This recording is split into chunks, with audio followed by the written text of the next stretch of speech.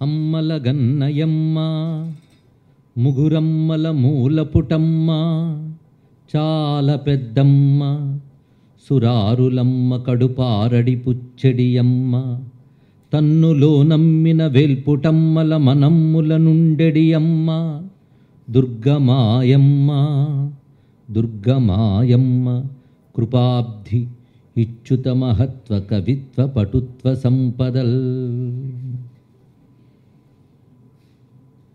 కృష్ణ వాసుదేవ కేశవ పరమాత్మ అప్రమేయ వరద హరిముకుంద నిన్ను చూడగంటి నీ కృప కనుగొంటి అఖిల సౌఖ్య పదవుల నందగంటి.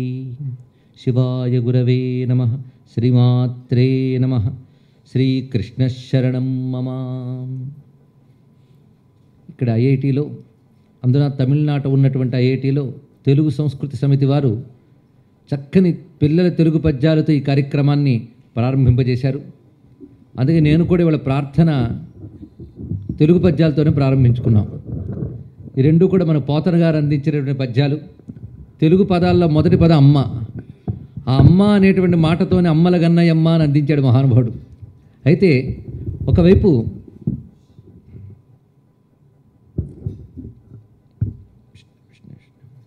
గ్లోబలైజేషన్ అంటే వైశ్వీకరణ, ఈ వైశ్వీకరణ జరుగుతున్నటువంటి కాలంలో ప్రధానంగా ఒక లింక్ లాంగ్వేజ్గా ఇంగ్లీష్ అభివృద్ధి చెందుతున్నటువంటి రోజుల్లో అందులో ఒక దేశానికి గర్వకారణమైనటువంటి ఒక సాంకేతిక విద్యా సంస్థలో తెలుగుని మనం కాపాడుకునే ప్రయత్నం చేస్తున్నాం. ఎందుకు? ఇది పెద్ద ప్రశ్న.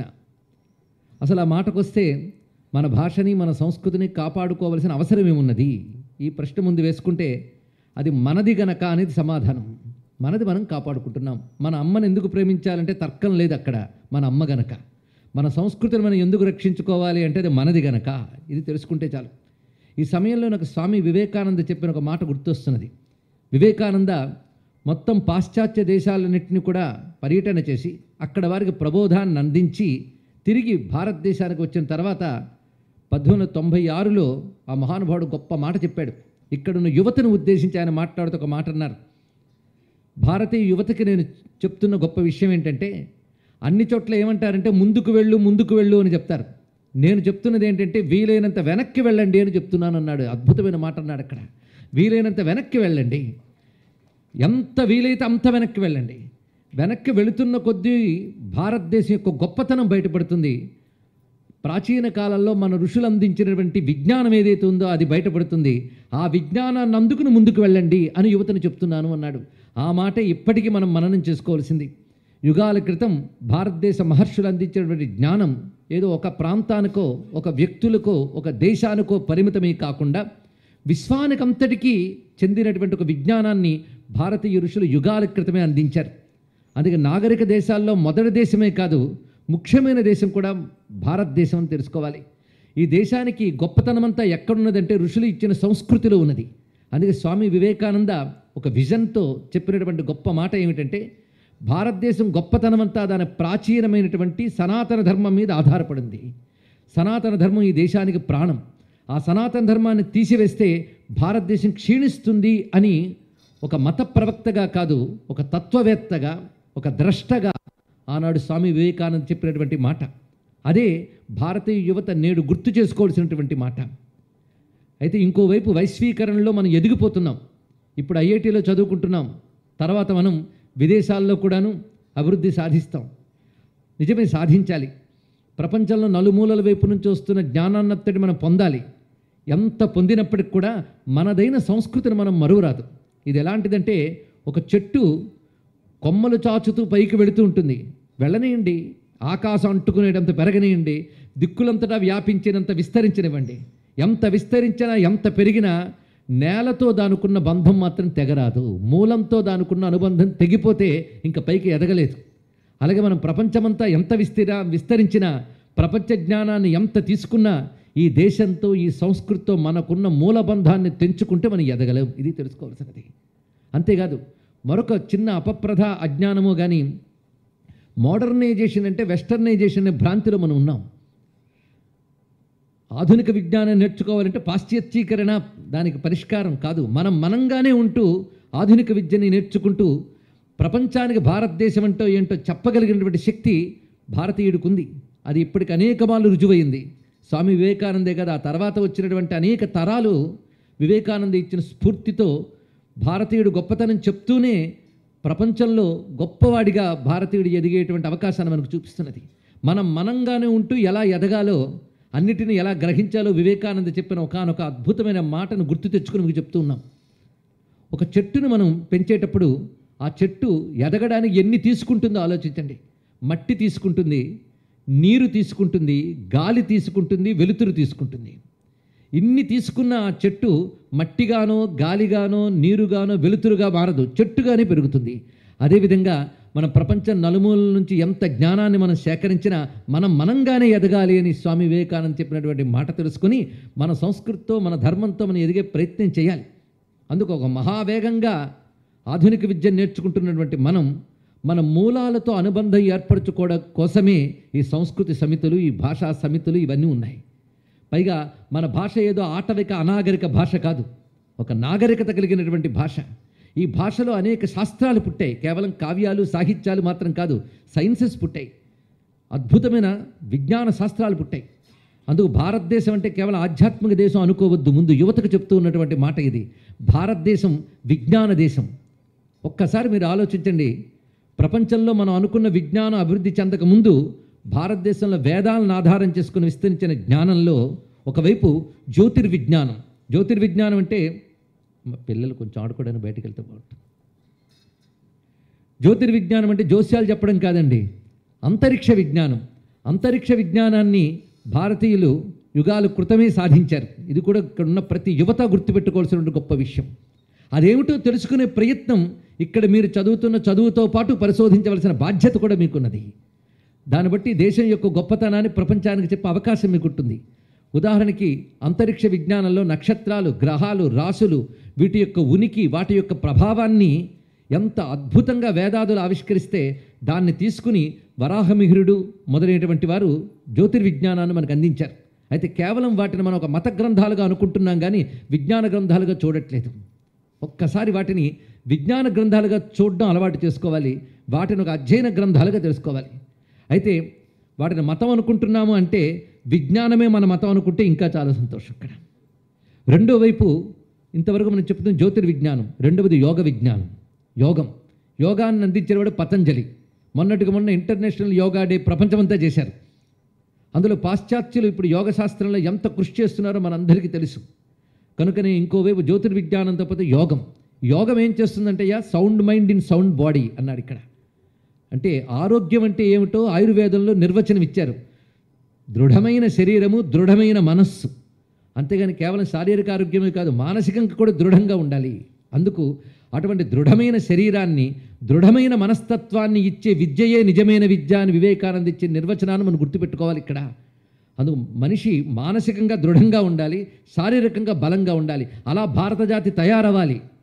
ఆ విషయం కోసం మనకు చెప్తున్నటువంటి ఆయుర్వేద విద్య, దాని ఆధారంగా తీసుకుని యోగము, ఈ రెండూ కూడా మానసిక శారీరకమైనటువంటి ఒక స్వస్థతని, ఒక ఆయుష్మంతమైన జీవితాన్ని ఆకాంక్షించింది.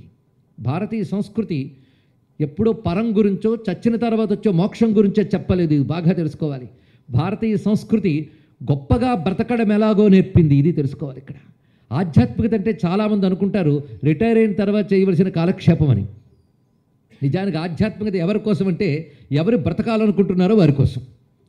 అందుకు బ్రతకాలనుకుంటూ ఉన్న వారందరూ ఆధ్యాత్మికత తెలుసుకుంటే చక్కగా బ్రతకగలరు. నిజానికి ఆధ్యాత్మికత అనే దానికి కరెక్ట్ డెఫినేషన్ ఏంటంటే the right way of life, నిజమైన జీవన రీతి. కళ్ళు మూసుకుని నడిచామనుకోండి దేన్ని తట్టుకుంటామో తెలియదు, కళ్ళు తెరిచి నడిస్తే జాగ్రత్తగా నడవగలం. ఆధ్యాత్మికత అంటే కళ్ళు తెరిచి నడవడం లాంటిది. ఇది తెలుసుకోవాలి. ఆధ్యాత్మికత లేని జీవితం కళ్ళు మూసుకుని నడవడం లాంటిది అన్నారు ఇక్కడ. అందుకు భౌతిక జీవితం, ఆధ్యాత్మిక జీవితం వేరు కాదు. ఆధ్యాత్మికత అనేటువంటి కాంతిని పట్టుకుంటే భౌతిక జీవితం చాలా చక్కగా నడవగలదు. అందుకే భారతీయ సంస్కృతి జీవితానికి చాలా విలువిచ్చింది. చక్కని జీవితం ఎలా పొందాలో, ది క్వాలిటీ ఆఫ్ లైఫ్ ఎలా ఉండాలో మన మహర్షులు తెలియజేశారు. అందుకే అటు యోగము, ఆయుర్వేదము, మన ధర్మశాస్త్రాలు ఇవన్నీ చక్కని జీవన విధానాన్ని నేర్పాయి. సూర్యోదయాత్పూర్వం నిద్రలేవడం మొదలుకొని మనకు ఋషులు ఇచ్చిన జీవన విధానం కేవలం ఒక మతపరమైన విధానం కాదు, మనిషికి అవసరమైనటువంటి జీవన విధానం. ఆ జీవన విధానం వల్ల ఏర్పడుతున్నటువంటి స్వాస్థ్యము, ఈ స్వాస్థ్యం అనే పదం కూడా వైదికమైనటువంటి ఆయుర్వేద శబ్దం అది. ఆ స్వాస్థ్యము శారీరక మానసిక దృఢత్వాన్ని మనకిస్తున్నది. అందుకే వేదం ఆకాంక్ష చూడండి. ఇప్పుడు శుభాకాంక్షలు చాలామంది చెప్తూ ఉంటారు, బాగుండాలి, నువ్వు బాగుండాలి, వీడు బాగుండాలని చెప్పి. కానీ వేదం ఇచ్చిన శుభాకాంక్షలు ఒక్కసారి ఆలోచిస్తే పశ్యేమ శరదశతం, జీవేమ శరదశతం, నందామ శరదశతం, మోదామ శరదశతం, భవామ శరదశతం, ప్రబ్రవామ శరదశతం అనే మాట ఉన్నది ఇక్కడ. శతం అంటే ఇన్ఫినైట్ అని అర్థం. 100 ఏళ్ళు హాయిగా బ్రతుకు. హాయిగా బ్రతుకంటే ఆయన 100 ఏళ్ళు ఉన్నాడండి, ఉన్నంతకాలం మంచం మీద ఉన్నాడని చెప్పడం కాదు ఇక్కడ. 100 ఏళ్ళు ఎలా ఉండాలంటే పశ్యేమ చూస్తూ బ్రతుకుదాం, శృణవామ వింటూ బ్రతుకుదాం, ప్రబ్రవామ మాట్లాడుతూ బ్రతుకుదాం, మోదామ ఆనందంగా బ్రతుకుదాం. ఎంత గొప్పగా చెప్పిందండి. అందుకే మన గ్రంథములు చెప్పిన గొప్ప మెసేజ్ ఏమిటంటే ది వాల్యూ ఆఫ్ లైఫ్. ఇది తెలుసుకోవాల్సింది ఇక్కడ. రామాయణం కానీ భారతం కానీ ముందు చెప్పింది ది వాల్యూ ఆఫ్ లైఫ్. జీవితం కంటే విలువైంది మరొకటి లేదు. అందుకే ఏది కోల్పోయినా పర్వాలేదు కానీ జీవితాన్ని కోల్పోకూడదు. ఇది యువతకి పెద్దలు అధ్యాపకులు చెప్పవలసిన మొదటి పాఠం. ఆ తర్వాతే మీ క్లాస్ బుక్స్ తెరవండి. ముందు చెప్పవలసిన పాఠం మాత్రం ది వాల్యూ ఆఫ్ లైఫ్. జీవితం కంటే విలువైంది లేదు. ఎందుకంటే ఏది సాధించాలన్నా ఈ జీవితంతోనే సాధించగలం, ముఖ్యంగా నేటి యువతకి. ఎందుకంటే పేపర్లు తిరగవేస్తే మేము కూడా చూస్తున్న వార్తలు ఏమిటంటే ఫలానా విద్యా సంస్థలో ఫలానా హాస్టల్లో పిల్లలు ఆత్మహత్యలు చేసుకున్నారు. ఎందుకంటే ర్యాంకు రాక. అంటే జీవితంలో ర్యాంక్ రావడమే ప్రధానమా? ర్యాంక్ కంటే విస్తారమైన జీవితం సాధించడానికి ఎన్నెన్నో ఉన్నాయి ఈ జీవితంలో. కానీ జీవితాన్ని కేవలం ఒక సంకుచితమైన ధోరణితో చూస్తూ అది సాధించలేదే అని చెప్పి జీవితాన్ని నశింపజేసుకునే ప్రయత్నం చేయకూడదు. ది వాల్యూ ఆఫ్ లైఫ్ను మన సంస్కృతి ఎలా చెప్తుందో ఒక్కసారి ఆలోచిస్తే సుందరకాండలో హనుమంతుడు గొప్ప మాట చెప్తాడు ఒకటి. వినాశే బహవో దోషాః జీవన్ భద్రాని పశ్యతి. ఇవి నిజానికి కొటేషన్స్లాగా ఉండాలండి. మళ్ళీ నేను ఎప్పుడైనా ఐఐటీలోకి వచ్చినప్పుడు క్లాసు గోడల మీద కానీ ఇది కనబడితే నేను ఇంకా సంతోషిస్తాను. వినాశే బహవో దోషాః జీవన్ భద్రాని పశ్యతి. కోటబుల్ కోట్ అండి. నేను రామాయణం అన్నాను కనుక మత గ్రంథం అనుకోవద్దు. రామాయణం భారతీయ జాతీయ గ్రంథం. ఇది తెలుసుకోండి ఇక్కడ. ఈ జాతీయ గ్రంథం అని ఎవరు అనౌన్స్ చేయక్కర్లే. ఈ జాతికి రామాయణాన్ని మించిన గొప్ప గ్రంథం మరొకటి కనబడదు. ఎందుకంటే భారతదేశం మానవుడి యొక్క ఆదర్శాలన్నీ ఎలా ఉండాలో చెప్పిన గ్రంథం రామాయణం. దాన్ని పెట్టి తర్వాత మిగిలినవన్నీ మాట్లాడాలి మనం. ఆ రామాయణంలో హనుమంతుడు చెప్తున్నాడు గొప్ప మాటని. వినాశే బహవో దోషాః, నశించడంలో అన్ని దోషాలే. జీవన్ భద్రాని పశ్యతి, బ్రతుకుంటే భద్రాలు చూడగలం అన్నాడు ఇక్కడ. పోతే అన్నీ పోతాయి, బ్రతుకుంటే ఎప్పటికైనా శుభాన్ని చూడగలం. అందమైన మాట. ఇలా హనుమంతుడు అనుకుంటాట. సీతమ్మ కోసం అన్వేషణ చేస్తూ ఉంటే సీత జాడ కనబడినప్పుడు వెతికిందే వెతికాడు, మారుమూలలా వెతికాడు. ఎంత వెతికినా సీతమ్మ జాడ కనబడిపోయేటప్పటికల్లా ఎంతో ఆశతో ఉత్సాహంతో వచ్చేనే, నేను అనుకున్నది సాధించలేకపోయానే, ఇంక జీవించి ప్రయోజనం ఏముంది అనుకుని వెంటనే ఈ మాట అనుకుంటాడు. అంటే ఒక్కొక్కప్పుడు ఫ్రస్ట్రేషనో డిప్రెషనో వచ్చినప్పుడు ఈ జీవితం పోతే బాగుండు అనిపించవచ్చు. కానీ హనుమంతుళ్ళ దృఢంగా ఉండాలి. వెంటనే ఆయన అనుకున్నది ఏమిటి? పోతే అన్నీ పోతాయి, బ్రతుకుంటే ఎప్పటికైనా సాధించవచ్చు. అది హనుమంతుడి దగ్గర నేర్చుకోవాల్సిన కార్యసాధక లక్షణం. హనుమంతుడిని పెట్టి భజన చేయడం ఎంత అవసరమో హనుమంతుడి ద్వారా పాఠాలు నేర్చుకోవడం అంత అవసరం. ఈ మధ్యకాలంలో అమెరికాలో జరిగిన ఒకానొక సంఘటన. అక్కడ ఒక పెద్ద కంపెనీ ఉంది. ఆ కంపెనీ CEO ఒక అమెరికన్. ఆయనతో పనిపడి ఒక భారతీయ ఉద్యోగి ఆయన వద్దకు వెళ్ళాడు, ఆయన ఛాంబర్లోకి. ఆయన అపాయింట్మెంట్ దొరకడం కూడా కష్టం. ఏదో పని మీద వెళ్ళాడు. ఆ ఛాంబర్లోకి వెళితే ఆ అమెరికన్ CEO టేబుల్ మీద సంజీవ పర్వతం మోస్తున్న హనుమంతుడి విగ్రహం ఉంది. ఏమిటయ్యా ఈయన్ని పెట్టుకున్నావు అని అడిగితే ఆయన ఒక మాట అన్నాడు, పని సాధించడంలో నాకు అడుగడుగున ఈయన ఇన్స్పిరేషన్ అని చెప్పాడు ఇక్కడ.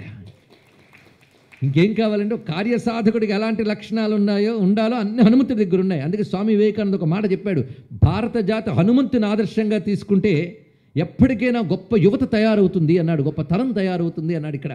అప్పుడు వివేకానంద చెప్పాడు కానీ ఇప్పుడు వినడం మర్చిపోయాం. అందుకు గుర్తు చేస్తున్నాం అప్పుడప్పుడు ఇలాంటి మాటల్లో. ఎంత అద్భుతమైన మాట. హనుమంతుడిని ఒక్కసారి పరిశీలించండి. అలాంటి ఒక పర్సనాలిటీ ఉంటే ఎంత బాగుంటుందో ఆలోచించండి. బుద్ధి, బలం, యశో, ధైర్యం, నిర్భయత్వం, అరోగత, అజాడ్యం, వాక్పటుత్వంచ హనుమాన్ స్మరణాత్ భవేత్. ఆయన దగ్గర ఉన్న క్వాలిటీస్, ముందు బుద్ధి, అద్భుతమైన జ్ఞానం, దానికి తోడు బలమైన శరీరం, దానికి తోడు యోగి, జితేంద్రియుడు, ధర్మనిష్ట కలిగినవాడు, అన్నిటికీ మించి పరోపకార బుద్ధి కలిగినవాడు. మీరు రామాయణం చూడండి, ప్రతివారు ఏ మంచి పని చేసినా కొంతవారికి ప్రయోజనం ఉంది. ప్రతివారికి సుగ్రీవుడు రాముడికి సాయం చేశాడంటే ఆయన లబ్ధి పొందాడు. విభీషణుడు రాముడితో ఉన్నాడంటే ఆయన కొంత లబ్ధి పొందాడు. ఆఖరికి రాముడు అవతార కార్యం కోసం చేసినా ఆయన కూడా కొంత తన ప్రయోజనం కూడా కనిపిస్తుంది. కానీ తన కోసం ఏ పని చేసుకునేవాడు హనుమంతుడు ఒక్కడే. మీరు గమనించండి, మరి ఎవరి కోసం పనిచేశాడు? లోకం కోసం. అందుకు మనిషి 10 మందికి పనికొచ్చేలా బ్రతికేవాడే గొప్పవాడు అవుతాడు అని ఆంజనేయుడు మనకు చూపిస్తున్నారు. అటువంటి ఒక త్యాగనిరతి, ఒక యోగశక్తి, పైగా హనుమంతుడు చిరంజీవి కదా. ఇప్పుడు ఈ చెప్పిన లక్షణాలు తీసుకుంటే మా పిల్లలు అలా ఉంటే బాగుండని ఏ తల్లి అనుకోదే చెప్పండి. మా పిల్లలు ఎక్కువ కాలం బ్రతకాలి, బలంగా ఉండాలి, గొప్పగా ఆలోచించాలి, గొప్ప జ్ఞానులు కావాలి, ప్రపంచానికి పనికొచ్చేలా తయారవ్వాలి అంటే ఈ లక్షణాలన్నీ కలిగినటువంటి హనుమంతుడిని చూపించారు కదా. అందుకు ఆదర్శంగా ఉండవలసింది సూపర్ మ్యాను, హీమ్యాను, బ్యాట్మ్యాను కాదు, హనుమాన్. గుర్తుపెట్టుకోండి, వాడికి మించినటువంటి గొప్పవాడు ఎవడు కనబడతాడు? వాడిని ఆదర్శంగా మనం కలిగి ఉంటే పొందేవి ఎన్ని ఉంటాయో. అందుకే ఆయన ముందు చెప్పింది వాల్యూ ఆఫ్ లైఫ్, ఇది తెలుసుకోవాలి. ఇక్కడ అంత అద్భుతంగా చూపించాడు ఇక్కడ. అంతేకాదు తర్వాత ఆంజనేయుడు అనుకున్నట్టే జరిగింది. బ్రతుకుంటే ఎప్పటికైనా సరే ధ్రువం జీవిత సంగమ, బ్రతుకుంటే ఎప్పటికైనా సీతమ్మను చూస్తాను, పోయాననుకో ఎప్పటికీ చూడలేను, అందుకే బ్రతుకుండాలి అని నిర్ణయించుకున్నాడు. నిర్ణయించుకుని అంతవరకు ఏం చేస్తావు? సీతమ్మ కనబడకపోతే వెతుకుతానన్నాడు. చూడండి ఇక్కడ, ఎంత వెతికినా కనబడలేదే, ఇంకా వెతుకుతాను. అది ఎంత నిరాశ ఎదురైనా ప్రయత్నం ఆపకూడదు. ఇది తెలుసుకోవాల్సింది హనుమంతుడి దగ్గర నుంచి పాఠాలు. నిజంగా ఆయన పట్టుదలకు తగ్గట్టే తర్వాత సీతమ్మని తెలుసుకున్నాడు. చెట్టు మీద ఉన్నాడు, ఆ సీతమ్మతో రావణాసురుడు వచ్చి మాట్లాడిన మాటలు విన్నాడు. అన్నీ విన్న తర్వాత రావణాసురుడు వెళ్ళిపోయిన తర్వాత ప్రశాంతత ఏర్పడ్డ తర్వాత సీతమ్మతో మాట్లాడడానికి వచ్చాడు. అది ఎటువంటి సందర్భం? అప్పుడు రావణాసురుడు భయపెట్టి 2 నెలలు గడువిస్తున్నాను, మనసు మార్చుకున్నావా సరే సరే, లేకపోతే నేను సంహరిస్తానన్నాడు. అయినా సీతమ్మ జంకు గొంకు లేకుండా మాట్లాడిందండి. నేను సీతమ్మ అంటే టీవీ సీత, సినిమా సీత గురించి చెప్పట్లేదు, రామాయణంలో సీత గురించి చెప్తున్నాను. టీవీ సీత, సినిమా సీత అంటే జుట్టు విరగబోసుకుని చెట్టు కింద ఆడవడమే మనకు తెలుసు. కానీ రామాయణంలో సీత స్టబర్న్, ఎంత దృఢంగా ఉంటుందో తెలుసుకోవాలి. ఇక్కడ ప్రతి స్త్రీ కూడా సీతమ్మను ఆదర్శంగా తీసుకోవాలంటాడు వివేకానంద. మనతో చెప్పలేదు, అమెరికన్స్తో చెప్పాడు. ప్రపంచ సాహిత్యం అంతా నశించిపోయినా పర్వాలేదు, రామాయణం ఒక్కటుంటే చాలు, అందులో సీతమ్మ ఒక్కటుంటే చాలు అన్నాడు వివేకానంద. గుర్తుపెట్టుకోండి. ఏంటయ్యా అంటే సీతమ్మ క్యారెక్టర్ అలాంటిది. అపహరింపబడింది, చెట్టు కింద బంధింపబడింది, కానీ తనది కాని చోట పైగా బలవంతుడైన రాక్షసుడు అంత భయంకరంగా మాట్లాడుతూ ఉంటే ఎంత ధైర్యంగా సమాధానం చెప్పిందో తెలుసా? ఇప్పటికైనా మనస్సు మార్చుకుని నువ్వు నాకు రాముడికి అప్పగించావా సరే సరే, లేకపోతే నువ్వు సమూలంగా నాశనమైపోతావు, జాగ్రత్త అంది. ఎంత ధైర్యంగా చెప్పిందండి. బాబు నన్ను వదిలిపెట్టే బాబును బతిమలాడలేదు, ఎంత ధైర్యంగా మాట్లాడింది. అలాంటి ధైర్యం స్త్రీకి చిన్నప్పటి నుంచి నూరి పోస్తే కొంత దృఢమైనటువంటి వ్యక్తిత్వం ఏర్పడుతుంది. చూడండి, పైగా ఎంత గట్టిగా మాట్లాడిందంటే విశ్వనాథ వారు తెలుగులో చెప్తున్నారు సీతమ్మ మాటని. రక్కసి మీది మీదికి నీ రాకుము, కాకుము బూది ప్రోవుగా, ఎక్కడి కట్లు వచ్చెదవు నేనెవరన్ రఘురాజు కోడలన్, బిక్కమొగంబుతోడ కనిపించినదైనను దిక్కుమాలినట్లొక్క పతివ్రతామగమయున్నది శాప సమర్థమిచ్చటన్. ఎంత గట్టిగా చెప్పింది ఇక్కడ. నత్వాంకుర్మి దశగ్రీవ భస్మ భస్మార్హ తేజస, నేను తగలబెట్టగలను, జాగ్రత్త. అయినా రామచంద్రమూర్తి ఆదేశం కాలేదు గనక ఊరుకున్నాను, కానీ లేకపోతే దగ్ధం చేస్తాను, జాగ్రత్త అందుట. ఇదంతా విన్నాడు ఆంజనేయ స్వామి చెట్టుపై కూర్చుని. అప్పుడు సీతమ్మ అంత ధైర్యంగా మాట్లాడితే రావణుడు వెనక్కి తగ్గెట్ట. చూడండి ఇక్కడ, తనదైన చోటులో తన రాక్షసుల మధ్య ఉన్నటువంటి రావణాసురుడనే భయంకరమైన రాక్షసుడు కాస్త వెనక్కి తగ్గాడే తప్ప అమ్మవారు అంత ధైర్యంగా మాట్లాడింది. ఈవిడికి ఇంత ధైర్యం ఎక్కడి నుంచి వచ్చింది, వాడికి అధైర్యం ఎక్కడి నుంచి వచ్చింది మనం తెలుసుకోవాలి. అక్కడ వాల్మీకి గొప్ప సమాధానం చెప్పాడండి. ఎంత అందమైన మాట. ఆవిడకి అంత ధైర్యం ఎందువల్ల వచ్చిందయ్యా అంటే వృత్త సౌందర్య గర్విత అంటాడు వాల్మీకి. అంటే క్యారెక్టర్ వల్ల వచ్చినటువంటి ధైర్యంతో మాట్లాడింది అన్నాడు. ఎంత అందమైన మాట చూడండి. ధైర్యం దేనివల్ల వస్తుంది? క్యారెక్టర్ వల్ల వస్తుంది. ధర్మం వల్ల ధైర్యం వస్తుంది. ధైర్యం నిన్ను బ్రతికిస్తుంది.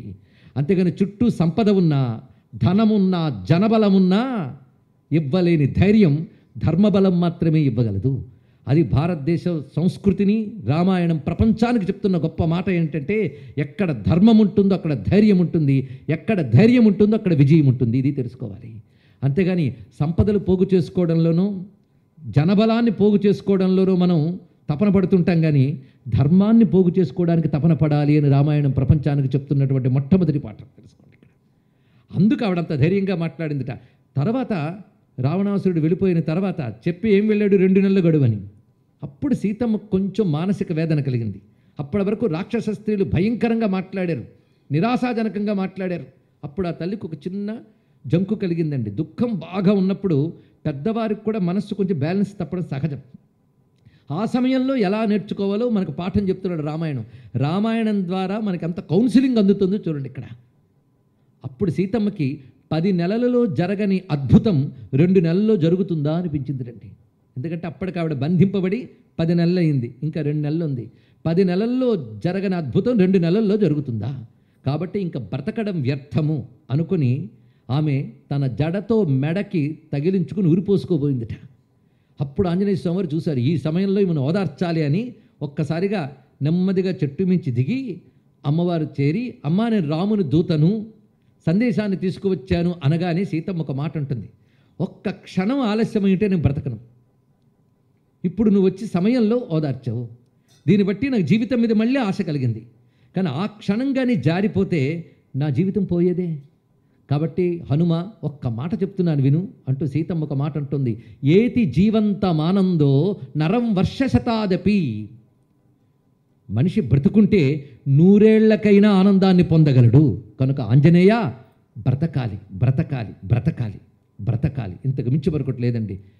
లైఫ్ అన్నిటికంటే ముఖ్యం జీవితం. కనుక జీవితంలో ఎట్టి పరిస్థితుల్లోనూ కూడా యువత మానసికంగా అధైర్యానికి లోను కాకుండా జీవితం కంటే విలువైంది ఏదీ లేదని తెలుసుకుని, ఒక తలుపు మూసుకుపోవడం మనం చూస్తూ ఉంటాం, నిరాశకు లోనవుతాం. కానీ భగవంతుడు ఎంత దయామయుడంటే ఒక తలుపు మూసుకుంటే 10 తలుపులు తెరుచుకుంటాయి. తెలుసుకోండి ఇక్కడ. అందుకు కోల్పోయిన అవకాశాల కోసం కాదు, ఎదురు చూస్తున్న అవకాశాల కోసం మనం చూడాలి. అందుకే ఎప్పుడూ కూడా ప్రయత్నశీలుడైనటువంటి మానవుడు ఎలా ఉండాలో హనుమంతుడు మరొక శ్లోకంలో చెప్తున్నాడు, అనిర్వేద శ్రేయోమూలం అనిర్వేద పరం సుఖం అనిర్వేదో హి సతతం సర్వార్థేషు ప్రవర్తక. ఇవి నేను సంస్కృతంలో చెప్పాను కనుక ఏవో మంత్రాలు అనుకోవద్దు, వీటిని ఇంగ్లీష్లో చెప్తే మనం పర్సనాలిటీ డెవలప్మెంట్ కోర్స్ అంటాం, అంతే. ఇక్కడ ఇంకేం లేదు. ఇక్కడ ఇందులో చెప్తున్న మాట ఏమిటో చూడండి, అనిర్వేద. అద్భుతమైన వర్డ్ కాయిన్ చేశారండి వాల్మీకి. అనిర్వేద, నిర్వేదము అనే మాటకి ఫ్రస్ట్రేషన్, డిప్రెషన్ ఇలాంటి మాటలు ఏవైనా తెలుసుకోవచ్చు. తెలుగులో చెప్పాలంటే సరి అయిన మాట ఉన్నది, కానీ మనకు సంస్కృతము తెలుగు రెండు ఒకే స్థాయిలో ఉన్నాయి. అది వచ్చింది బాధ, అర్థం కాని పరిస్థితులు. తెలుగులో దీన్ని దిగులు అంటారు. నిర్వేదం అంటే దిగులు, అనిర్వేదం అంటే దిగులు లేకుండా ఉండాలి. ఇది చూపిస్తున్నాడు ఇక్కడ. అనిర్వేదం మంచి వరడ్ ఇది. ఈ అనిర్వేదం అంటే ఎప్పుడు దిగులు పడకుండా ఎవడుంటాడో వాడే సంపదలు సాధించగలడు. అనిర్వేద శ్రియో మూలం అంటే సంపదలకు మూలం అనిర్వేదం. అనిర్వేద పరం సుఖం. అనిర్వేదం వల్లనే సుఖాన్ని పొందగలం, అనిర్వేదం వల్లే సంపదలను పొందగలం. అనిర్వేదో హి సతతం సర్వార్థేషు ప్రవర్తక. అందుకు అనిర్వేదమే ప్రతి పనిలో ఉండవలసిన లక్షణం. అందుకే ఎప్పుడు ఏ పని చేసినప్పుడైనా ఒక ఉత్సాహం, ఒక ఆనందం, అలాంటి వైఖరితో వెళ్ళాలి. అందుకని నిరాశతో వెళ్ళకూడదండి. ఆంజనేయ స్వామి ప్రారంభించిన దగ్గర నుంచి చూడండి ఎలా పనిచేశాడో. మొట్టమొదట హనుమంతుడు సముద్రాన్ని లంఘించేటప్పుడు చెప్పిన మాట ఏమిటంటే, నేను తప్పకుండా అనుకున్న సాధించి తీరతాను.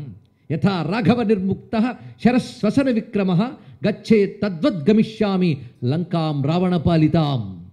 రాముడు వదిలిన బాణంలా వెళ్తున్నాను అన్నాడు. ఎంత గొప్పగా చెప్పాడో చూడండి ఇక్కడ. రాముడు వదిలిన బాణం అంటే రామబాణం దేన్ని టార్గెట్ చేసిందో దాన్ని ఛేదించి తీరుతుంది. అందుకని 10 బాణాలు వేసాడు కానీ పెద్ద లాభం లేదండి అనేది రాముడి దగ్గర లేదు. ఒక్క బాణం వేసినా అది వెళ్ళి లక్ష్యాన్ని ఛేదించి తీరుతుంది. అందుకే రాముడి బాణంలా వెళుతున్నా అంటే అనుకున్న సాధించి వస్తాను, అదొకటి. ఇంకో మాట ఉన్నదండి ఇక్కడ. రాముడి బాణంలా వెళుతున్నా అనడంలో ఒక విషయం ఉన్నది, తెలుసుకోవాలి. ఇదంతా కూడా పర్సనల్ డెవలప్మెంట్ కోర్సే మీకు. ఇంకా చెప్పాలంటే సక్సెస్కి కావాల్సినటువంటి స్టెప్స్ ఇందులో చూపిస్తున్నాడు ఇక్కడ. రాముడి బాణంలా వెళ్తున్నాను అనడంలో ఎలాగైనా సాధిస్తానని చెప్పడం ఒకటి, నేను రాముడి వదిలిన బాణాన్ని, ఆ హ్యూమిలియేషన్ అంత చక్కగా వినయంగా చెప్తున్నాడు చూడండి ఇక్కడ. ఎప్పుడైనా బాణం వచ్చి తగిలిందనుకోండి, బాణం భలే తగిలింది అనరు, బాణం భలే వేసాడంటారు. గొప్పతనం వేసిన వాడిది. అందుకు నేనెవరిని? రాముడు వదిలిన బాణాన్ని. ఇక్కడున్న అందరం ఇది గుర్తుపెట్టుకోవాలి. మన నుంచి ఒక ఎనర్జీ కనబడుతోందన్నా, మన నుంచి ఒక నాలెడ్జ్ వస్తుందన్నా, మన నుంచి ఒక కంట్రిబ్యూషన్ బయటకు వస్తోందన్నా, ఇది మనదా? కాదు, మన ద్వారా భగవంతుడు ప్రయోగించినది. ఇది తెలుసుకుంటే నాలో ఉన్న శక్తి, యుక్తి అంతా కూడా నా ద్వారా భగవంతుడు ప్రయోగించినది అని గ్రహించాక మనకి భగవద్విశ్వాసము ఏర్పడుతుంది, ఆత్మవిశ్వాసము ఏర్పడుతుంది. హనుమంతుడి దగ్గర నేర్చుకోవాల్సిన మొదటి పాఠం ఆయన ప్రారంభించేటప్పుడు చెప్తున్నాడు, ఆత్మవిశ్వాసం అవసరం, భగవద్విశ్వాసం అవసరం, రెండూ అవసరమండి. కొందరు పాపం పరీక్షలకు వెళ్ళేటప్పుడు ఈ దేవుడికి ఆ దేవుడికి దండం పెట్టుకుంటూ అసలు చదవడం మానేస్తే పరీక్షలు పాస్ అవుతారా? అది అంతగానే లేదు. తన మీద విశ్వాసం అవసరం, భగవంతుడి మీద విశ్వాసం అవసరం, రెండూ అవసరం. తన లిమిటేషన్ తను తెలుసుకోవాలి, అన్లిమిటెడ్ అయిన భగవంతుడి శక్తిని కూడా తెలుసుకోవాలి. కనుకనే ఏ పని సాధించాలన్న రెండు ఉండాలి. పురుష ప్రయత్నము, భగవంతుడి దయ, రెండు ఉంటేనే కానీ ఏది సాధించడం. ఒకసారి రామకృష్ణ పరమహంస వద్దకు వెళ్ళి ఒక ఆయన అడిగేట, పురుష ప్రయత్నం గొప్పదా, భగవంతుడి అనుగ్రహం గొప్పదా అని అడిగాడు. అడిగితే ఆయన గొప్ప మాట చెప్పారండి. ఒక వస్త్రాన్ని కత్తిరించినప్పుడు ఆ కత్తిరికి రెండు కత్తులు ఉంటాయి. అప్పుడు ఏ కత్తి వల్ల వస్త్రం కత్తిరించబడింది అని అడిగట పరమహంస. అడిగితే వెంటనే ఆయన చెప్పాడు, రెండు కత్తుల వల్ల కత్తిరించబడింది కదా, అలాగే మన ప్రయత్నము ఉండాలి, ఈశ్వర అనుగ్రహం ఉండాలి, రెండు ఉంటేనే కానీ ఏది సాధించలేవు. ఇది చెప్పాడు ఇక్కడ. కనుక హనుమంతుడు మొట్టమొదట వ్యక్తం చేసింది self confidence and trust on God, రెండు చూపించాడు ఇక్కడ. ఆ రెండు ఉండాలి మానవుడికి. పైగా ఏమంటున్నాడు, నేను వెళతాను, సీతమ్మను చూస్తాను, తప్పకుండా సాధించి వస్తాను. ఒకవేళ సీతమ్మని లంకలో చూడలేకపోతే అనేనైవ వేగేన గమిష్యామి సురాలయం, అదే వేగంతో స్వర్గలోకానికి వెళ్తాను. అక్కడ పెట్టాడేమో, అక్కడుంటే చూస్తే వస్తాను, అక్కడ కూడా లేకపోతే తోకతో లంకను చుట్టూ తీసుకొస్తాను అంటున్నాడు. అంటే ఎన్నెన్ని చాయిస్లు చెప్తున్నాడు చూడండి. ఒకవేళ అక్కడ లేకపోతే తర్వాత ఏం చేస్తాను, తర్వాత ఏం చేస్తాను, మొత్తం ప్లాన్ చేసుకున్నాడు మహానుభావుడు ఇక్కడ. అంతేగాని మీరు ఏదో వెళ్ళమంటున్నారు కానీ నేను వెళ్తున్నాను, ప్రయత్నిస్తానులే, చూసొస్తా, ఇలాంటి మాట్లాడలేదు. చూశారు ఇక్కడ. అంటే పని చేసేటప్పుడు ఎంత పాజిటివ్ థింకింగ్ ఉండాలో చూడండి. ఇది తెలుసుకోవాల్సిన పాజిటివ్ థింకింగ్. అందుకే అంటున్నాడు అనిర్వేద శ్రేయోమూల అనిర్వేద పరం సుఖం. అలాంటి పాజిటివ్ థింకింగ్తో సాధన చేస్తేనే ఫలితం బాగుంటుంది. అంతేగాని ఏడుపు మోహంతో వెళ్తే ఏం ప్రయోజనం అండి? ఎప్పుడు కూడా అటువంటి ఉత్సాహం, అటువంటి ఆనందంతోనే ఏ పనైనా చేయాలి. వెళ్ళేటప్పుడు పరిశీలించండి. మొట్టమొదటి మైనాక పర్వతం అడ్డుకుందంటే పాజిటివ్గానే, స్వామి ఎగురు వెళ్తున్నావు కదా, కాసేపు నువ్వు నా దగ్గర ఆతిథ్యం తీసుకువెళ్ళు అన్నది. వెంటనే హనుమంతుడు ఏమన్నాడు, నేను అనుకున్న పని సాధించే వరకు భోగాన్ని అనుభవించను అన్నాడు. చూశారు ఇక్కడ. మనం అనుకున్న సాధించే వరకు భోగాలు, విశ్రాంతి వైపు ఉండకూడదు, ఫోకస్ ఎటువైపు ఉండాలో చూపిస్తున్నాడు ఇక్కడ చూడండి. ఇప్పుడు ఎన్ని పాఠాలు నేర్చుకున్నారో మీరు చెప్పాలి తిరిగి. ఆడ తర్వాత వెళ్ళేటప్పుడు సురస అనే దేవమాత ఎదురయ్యి ఒక భీకరమైన రూపం ధరించి దేవతల ఆజ్ఞ అయ్యింది, నువ్వు ఇప్పుడు నా నోట్లో ప్రవేశించాలి అన్నది. వెంటనే ఆంజనేయ స్వామి అని అన్నారు, అమ్మ రామకార్యం మీద బయలుదేరాను, ఈ ఆటలన్నీ రిటర్న్లో చూసుకుందాం అన్నాడు ఆయన. కానీ లేదు, ప్రవేశ వదనం మే అద్య, ఇప్పుడే నువ్వు నా నోట్లోకి వెళ్ళాలని దేవతల ఆజ్ఞ అనగానే మాట్లాడుతున్నది పెద్దావిడ, పంపింది పెద్దవాళ్ళు. అటువంటిప్పుడు పెద్దవాళ్ళ పట్ల వినయం అనేది ఒకటి ఉండాలి, హంబుల్నెస్. అందుకేం చేశాడంటే సరే అన్నాడు ఆయన. వెంటనే యుక్తిని ఉపయోగించాడు. ఆయన అంత ఉన్నాడు కదా, ఆవిడ నోరు అంత చేసింది. వెంటనే ఆయన ఇంత అయ్యాడండి. అయ్యి నోట్లోకి ప్రవేశించి వెంటనే బయటకు వచ్చేసాడు. నువ్వే చెప్పాక నోట్లోకి వెళ్ళమని వెళ్ళొచ్చాను అన్నాడు ఆయన. శభాష్ అని దీవించింది ఆవిడ. అక్కడి నుంచి వెళ్ళాడు. వెళ్ళిన తర్వాత సింహిక అనే రాక్షసి పట్టుకుంది ఆయన్ని. అక్కడేం చేశాడు, బతిమలాడలేదు, ఏమీ లేదు, కొట్టాడు ఒక్కటి. అంటే దీన్ని బట్టి బలము ప్రకటించాలి, వినయం ప్రకటించాలి. ఏది ఎక్కడ ప్రకటించాలో తెలియాలి. గురువుల దగ్గర, పెద్దల దగ్గర వినయంతో సాధించాలి, దుర్మార్గుల దగ్గర బలంతో, పరాక్రమంతో సాధించాలి. ఇది కూడా హనుమంతుడి దగ్గర నేర్చుకోవాల్సిన మొదటి పాఠం. ఇప్పుడు మీరు పరిశీలించండి, ఆంజనేయ స్వామి ఎన్ని స్టెప్స్ దాటుకుంటూ వెళ్ళాడు. మొట్టమొదటి ఆత్మవిశ్వాసం, దైవ విశ్వాసం చూపించాడు. రెండవది ఫోకస్ను చూపించాడు. మూడవది వినయాన్ని ప్రకటించాడు. నాలుగవది బలాన్ని ప్రకటించాడు. కనుక మన దగ్గరున్న గుణాలని ఎప్పుడు ఏది అవసరమో అక్కడిది ప్రకటించాలి. ఇంత చేసి లంకలోకి వెళ్ళాక అంత రూపంతో తిరగాడలేదు, చిన్నవాడే తిరిగాడు. పృషదంశకమాత్ర సన్ బభూవ అద్భుత దర్శన. ఒక పిల్లి అంత ప్రమాణంలో తిరిగట్ట. అంతేగాని చాలా పెద్దవాడిని ఇలాగే తిరుగుతానని తిరగలేదండి. దీన్ని బట్టి తెలుసుకోవాలి ఏంటంటే ఎక్కడ ఎప్పుడు ఎంత అవసరమో దానికి తగ్గట్టు ప్రవర్తించాలి. అంతేగాని నేను చాలా గొప్పవాడిని కనుక ఇలాగే ఉంటానని చెప్పడం కాదు. కార్యసాధకుడైన వాడు కాసింత తగ్గినా తప్పులేదు, ఆ సమయానికి తగినట్టు ప్రవర్తించాలి. ఇదే మనం వేమన గారు తెలుగులో గొప్పగా చెప్పారు. అనువుగా అని చోట అధికుల మనరాదు, కొంచెముండు తెల్ల కొదవగాదు, కొండ అద్దమందు కొంచెమై ఉండదా అని చెప్పాడు మహానుభావుడు ఇక్కడ. కనుకని అడాప్టబిలిటీ ఇది చాలా అవసరం. దానికి తగ్గట్టుగా తనను మలుచుకున్నాడు. అలాగే తాను చెట్టు మీద ఉన్నప్పుడు రావణాసుడు మాట్లాడుతుంటే దభీమను దూకి రావణాసుడు తల మీద కొట్టచ్చు, కానీ పని చేయలేదు. చూడండి ఇక్కడ కాస్త సహనం. ఎందుకంటే ఏ సమయంలో ఎలా ప్రవర్తించాలో. అంతేగాని ఎక్కడ పెడితే అక్కడ మనకు ఉన్నవన్నీ ప్రకటించేద్దామని తొందరపడకూడదు. అది కూడా తెలుసుకోవాలి ఆంజనేయ స్వామి వారి దగ్గర.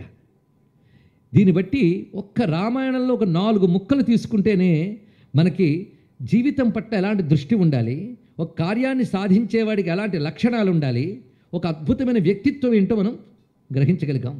అందుకే భారతీయ సంస్కృతిలో ఒకవైపు సైన్సెస్ ఎంత చెప్పారో ఇంకో మోరల్ సైన్సెస్ కూడా అంత చెప్పారు. ఇది తెలుసుకోవాలి ఇక్కడ.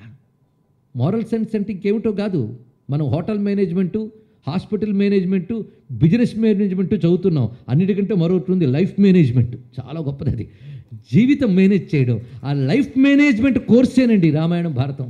ముందు జీవితం ఉంటే తర్వాత ఉంటాయి. ఇంత చక్కగా చూపించారు. ఇప్పుడు మళ్ళీ వెనక్కి వెళదాం. మన ఋషులు ఇచ్చిన జ్ఞానాల్లో సైన్సెస్ చాలా ఉన్నాయి. మీకు తెలుసో లేదో, జియోఫిజిక్స్కి సంబంధించి వరాహమిహిరుడు జలార్గళ శాస్త్రం రాశాడు. ఏ నేల బట్టి లోపల ఏ నీళ్లు ఉంటాయో తెలుసుకోవచ్చుట. మనకు అలాంటి విజ్ఞాన శాస్త్రం ఉందనే తెలియదు. డ్రీమ్ సైకాలజీ గురించి మాట్లాడితే ఫ్రాయిడ్ గురించి అందరూ మాట్లాడతారు. కానీ ఫ్రాయిడ్ కంటే కొన్ని వందల ఏళ్ల క్రితం ఆత్రేయుడని మహర్షి స్వప్న శాస్త్రం అనే గ్రంథాన్ని రచించాడు. ఇక్కడ స్వప్నాల్లో సైకలాజికల్ ఫ్యాక్టర్సే కాదయ్యా, హెల్త్కి సంబంధించిన విషయాలు కూడా ఉంటాయి.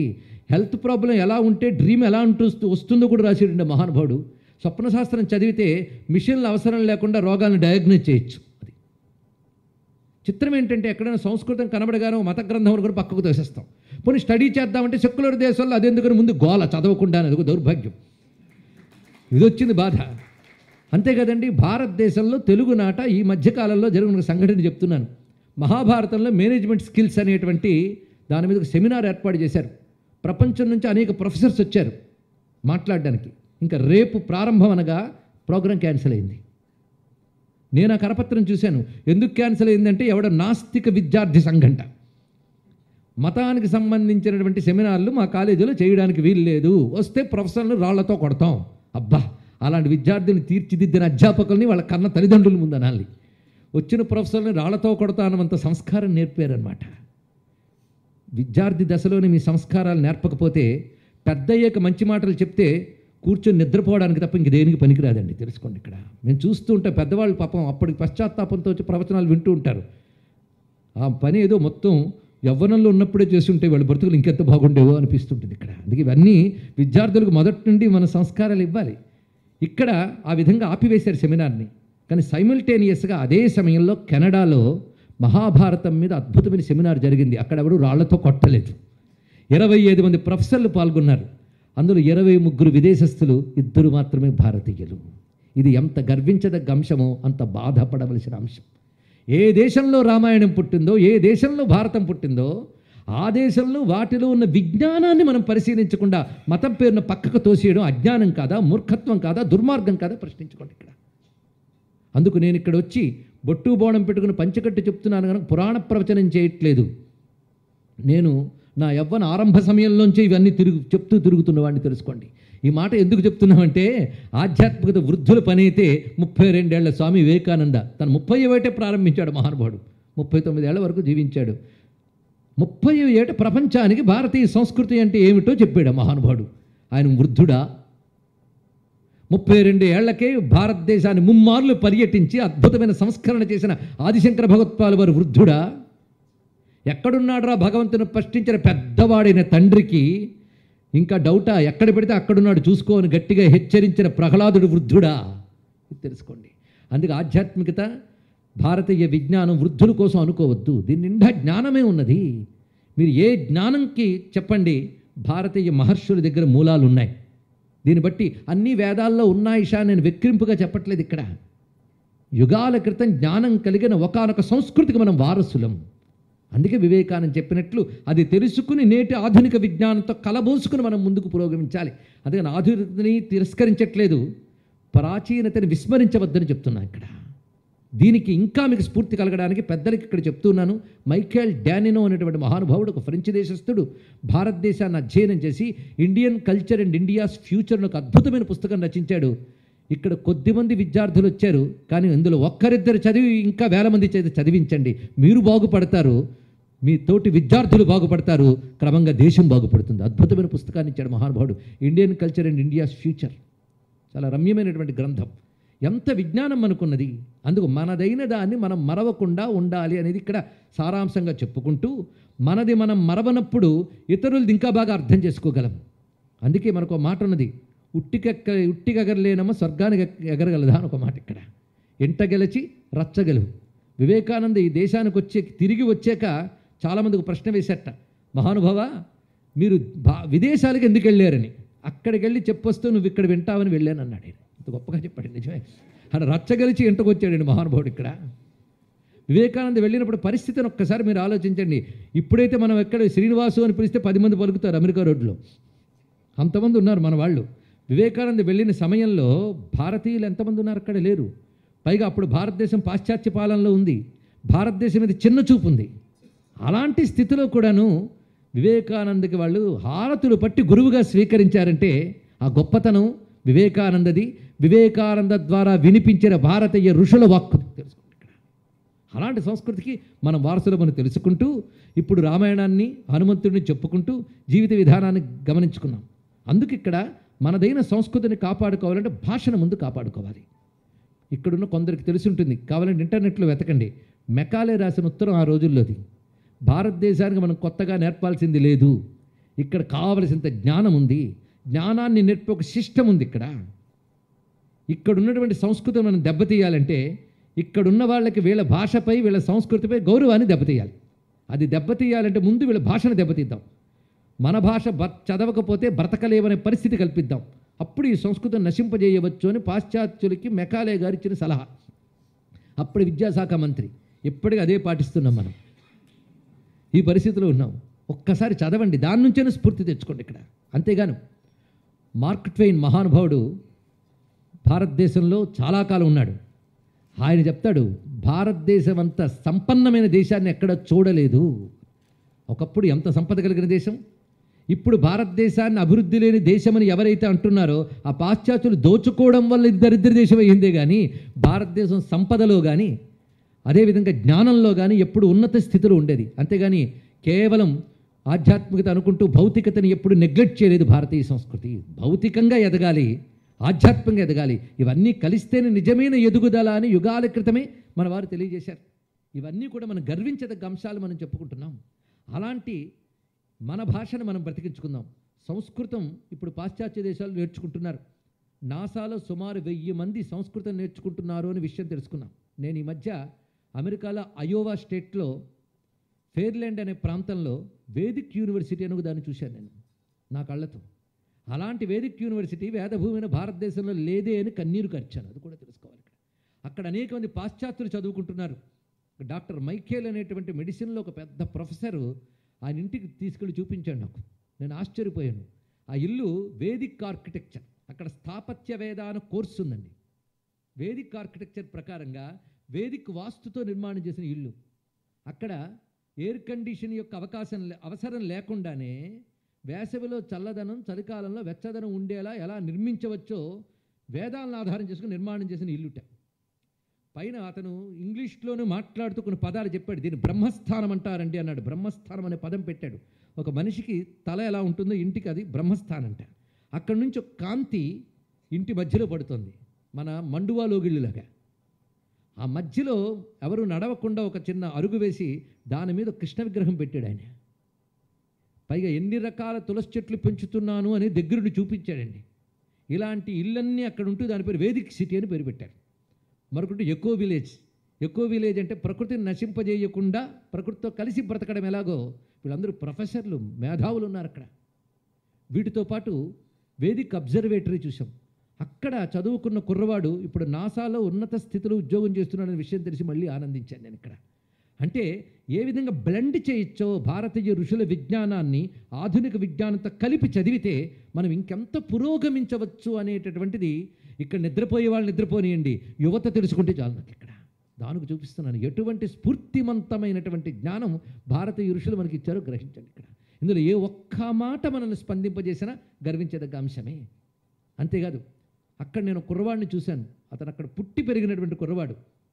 ఆయన మన హిందూ సంస్కృతి గురించి హిందూ గ్రంథాలు చెప్తూ అవమానిస్తూ ఒక ప్రొఫెసర్ చెప్తే ఆయనతో వెళ్ళి వాదించట. వాదిస్తే ఆయన ఒప్పుకున్నాడు నేను తప్పు చెప్పాను అని. అతడితో వాదించగలిగాడు అక్కడ పుట్టిన మన భారతీయుడు. అంటే భారతీయత గురించి ఎంత అధ్యయనం చేశాడో చూడండి.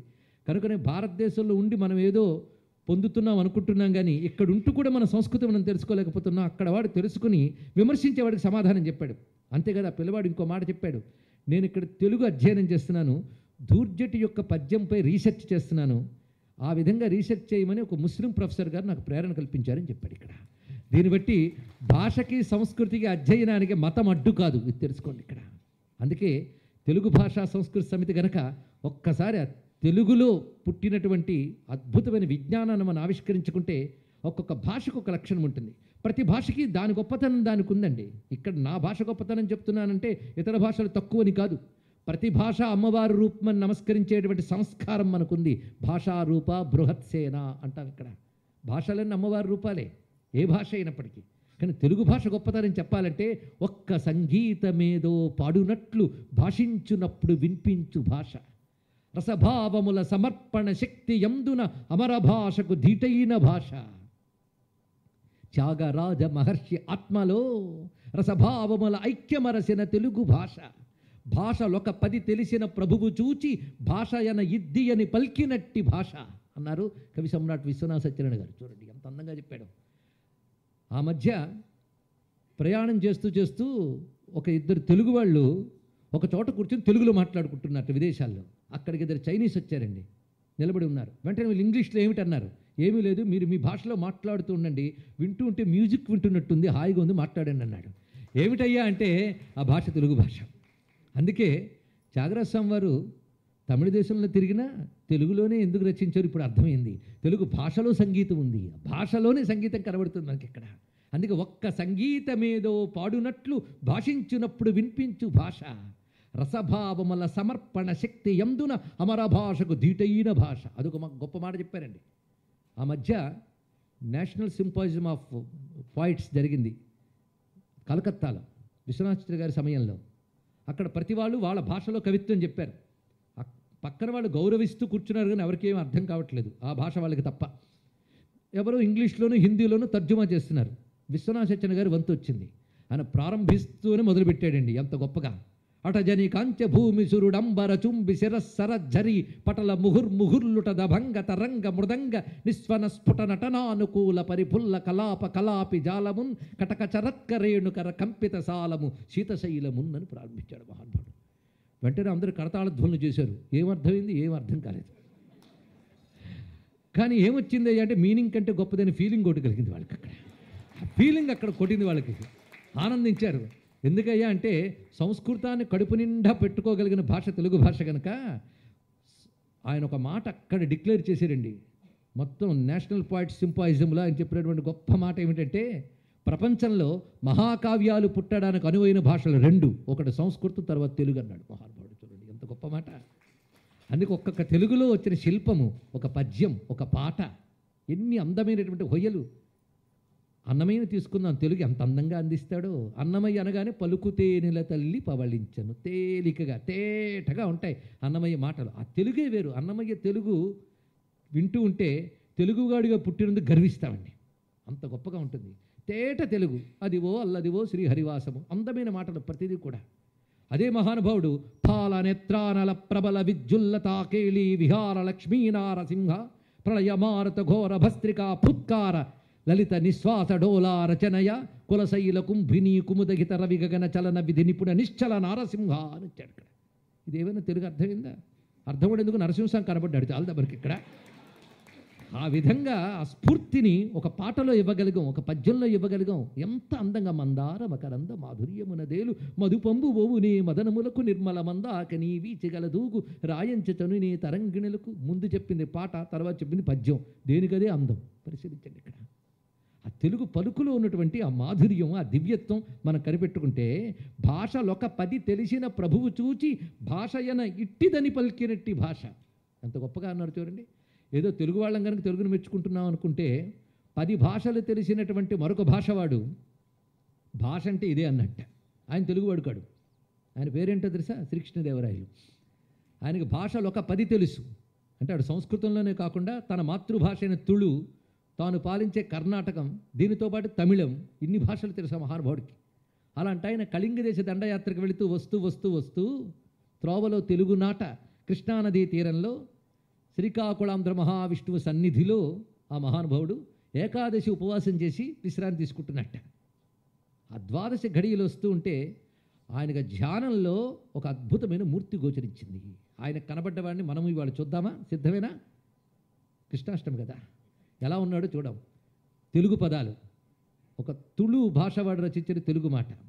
నీల మేఘము డాలు ఢీలు సేయగజాలు మెరుగు చామన ఛాయ మేనితోడ అరవిందముల కచ్చులడగించు జిగిహెచ్చులాయ తంబుగు కన్ను దోయితోడ పులుగురాయని చట్టు పలవన్య నొరబెట్టు హొంబట్టు జిలుగు రెంటెంబుతోడ ఉదయార్క బింబంబు నొరయు విడంబంబు దొరలంగనాడు కౌస్తుభముతోడ తమ్మి కేలుండ పెరకేల దండ ఇచ్చు లేములుడిపెడి లేజూపు లేమతోడ తొలకు దయతెల్పు చిరునవ్వుతోడ కళ తదంధ్రజలజాక్షుడిట్లని ఆనతిచ్చే అన్నారు. ఇక్కడ ఎంత అందమైన తెలుగు పద్యం చూడండి. ఇక్కడ తెలుగు అంటే ఏమిటయ్యా అంటే ఈ మధ్య ఒక ఆయన చెప్పాడు, తెలుగువాడికి అర్థం కాని పద్యం అన్నాడు. ఇక్కడ అన్ని తెలుగు పదాలే, ఇందులో ఎంత అందమైన తెలుగు చెప్పాడు చూడండి. నీల మేఘము డాలు ఢీలు సేయగజాలు మెరుగు చామన ఛాయ మేనితోడ. ఇప్పుడు ఎందుకు అర్థం కాదు? డాలు అంటే మెరుపు, నీలమేఘము డాలు అంటే నీలమేఘము యొక్క ఛాయ, దానిని డీలు సేయగజాలు అంటే దాన్ని తగ్గించేస్తున్నట్ట, అంటే నీలమేఘము కంటే అందంగా ఉన్నాడని చెప్పడం. మెరుగు చామన ఛాయ మేనితోడ. ఇక నేత్రములు ఎలా ఉన్నాయంటే అరవిందముల కచ్చులడగించు జిగిహెచ్చు లాయతంబగు కన్నుదోయితోడ. పద్మాల రేకుల వంటి అందమైనటువంటి నేత్రములతో గోచరిస్తున్నాడు. పులుగు రాయని చట్టు పలవన్య నొరబెట్టు హొంబట్టు జిలుగు రెంటెంబుతోడ. ఇందులో ఒక్క సంస్కృత పదం ఉన్న ఒట్టు, అన్ని తెలుగు పదాలు. ఎందుకంటే మనకు అర్థం కాలేదుగా. ఎంత అందమైన తెలుగు చెప్పాడు చూడండి. పులుగు, పులుగు అంటే పక్షి, పులుగు రాయని అంటే పక్షిరాజు. పక్షిరాజు అంటే ఎవరు? ఇంత ఆలోచన, గరుత్మంతుడు కదా. చట్టుప, చట్టుప అంటే రెక్కలండి. పులుగు రాయని చట్టుపల వన్య నొరబెట్టు అంటే గరుత్మంతుడి యొక్క రెక్కలు బంగారు కాంతితో మెరిసిపోతున్నాయి. ఆ బంగారు కాంతిని మించిపోయి మెరిసిపోతుందట ఆయన కట్టుకున్న పీతాంబరం, విష్ణువు ధరించిన పీతాంబరం. చట్టుపల వన్య నొరబెట్టు హొంబట్టు జిలుగు రెంటెంబుతోడ. హొంబట్టు, హొన్ను అంటే అందమైనటువంటి పట్టు, జిలుగు రెంటెంబు బంగారు రంగు కలిగిన పట్టు వస్త్రము ధరించి ఉన్నాడు ఆయన. అంతేకాదు వక్షస్థలంలో కౌస్తుభరత్నం ప్రకాశిస్తోంది. అది ఎలా ఉన్నదంటే ఉదయార్క బింబంబు నొరయు విడంబంబు దొరలంగనాడు కౌస్తుభముతోడ. ఉదయ సమయంలో ఉన్నటువంటి సూర్యుని వలె ప్రకాశిస్తున్నటువంటి కౌస్తుభం వక్షస్థలంలో ప్రకాశిస్తూ ఉండగా ఉన్న స్వామి ఒక చేత్తో లక్ష్మీదేవిని చేతి పట్టుకున్నట్టండి. ఇక్కడ తమ్మి కేలుండ ఒక చేత్తో పద్మము, పెరకేల దండ ఇచ్చు లేములుడిపెడి లేజూపు లేమతోడ. లక్ష్మీదేవి అనే మాటని ఎంత అందమైన మాటతో చెప్పారు చూడండి. లేములుడిపెడి లేజూపు లేమ. లేమి అంటే తెలుసు కదా, దరిద్రం. దరిద్రం సంస్కృత పదం, లేమి తెలుగు పదం. ఇప్పుడు నేను ఎందుకన్నాను మీకు అర్థమవుతుంది. ఇక్కడ తెలుగు మరిచి అలా బతుకుతున్నాము. లేమి అంటే లేకపోవడమే లేమి. లేములు అంటే దరిద్రం ఒకటా, బోల్డ్ ఉన్నాయి. లేములు అంటే దరిద్రములు. ఉడిపెడు తొలగించుట అంటే దరిద్రాలని తొలగించేటటువంటి లేజూపు లేమ. మన దరిద్రాలు తొలగాలంటే అమ్మవారు లేత చూపు చూస్తే చాలటండి. లేజూపు అంటే అంత కాన్సెంట్గా చూడక అలా చూస్తే చాలు దరిద్రాలు పోతాయట. ఎంత గొప్పగా చెప్పాడు. అందుకే అదే కనకధార అన్నారు ఆదిశంకర భగవత్పాదులు వారు. ఆ లేత చూపు చాలు కదా. అందుకే లేములిడిపెడి లేజూపు లేమ. లేమ అంటే స్త్రీ. ఎంత అందమైన మాట చూడండి. లక్ష్మీదేవి అన్న మాటను తెలుగులో అంత అందంగా చెప్పారు కృష్ణదేవరాయలకి నమో నమః. లేములిడిపెడి లేజూపు లేమతోడ తొలకు దయతెల్పు చిరునవ్వుతోడ. ఎవరైనా మనల్ని చూసి నవ్వారంటే మన మీద వాళ్ళకి అభిమానం ఉందని అర్థం. మనం దుమదుమలాడుతూ చూస్తే ఏమైందో ఏమిటో అనుకోవాలి మనం ఇక్కడ. అందుకే దేవతలు ఎప్పుడు నవ్వుతుంటారట, మనం అప్పుడప్పుడు నవ్వుతాం. అది బాధ అక్కడే. వాళ్ళు ఎప్పుడు నవ్వుతారంటే వాళ్ళు ఎప్పుడు నిత్య ప్రసన్నలై ఉంటారు. అందుకే లేములుడిపెడి లేజూపు లేమతోడ తొలకు దయతెల్పు చిరునవ్వుతోడ. దయని తెలిపేటువంటి చిరునవ్వుతో కళ తదంధ్రజలజాక్షుడు ఇట్లని ఆనతిచ్చే. ఆంధ్ర విష్ణువు కనబడ్డాడు అనగానే తెలంగాణ విష్ణువు కాదు అనుకోవద్దు దయచేసి. తెలుగు విష్ణువు, తెలుగుదేవుడు ఆయన కనబడ్డాడు.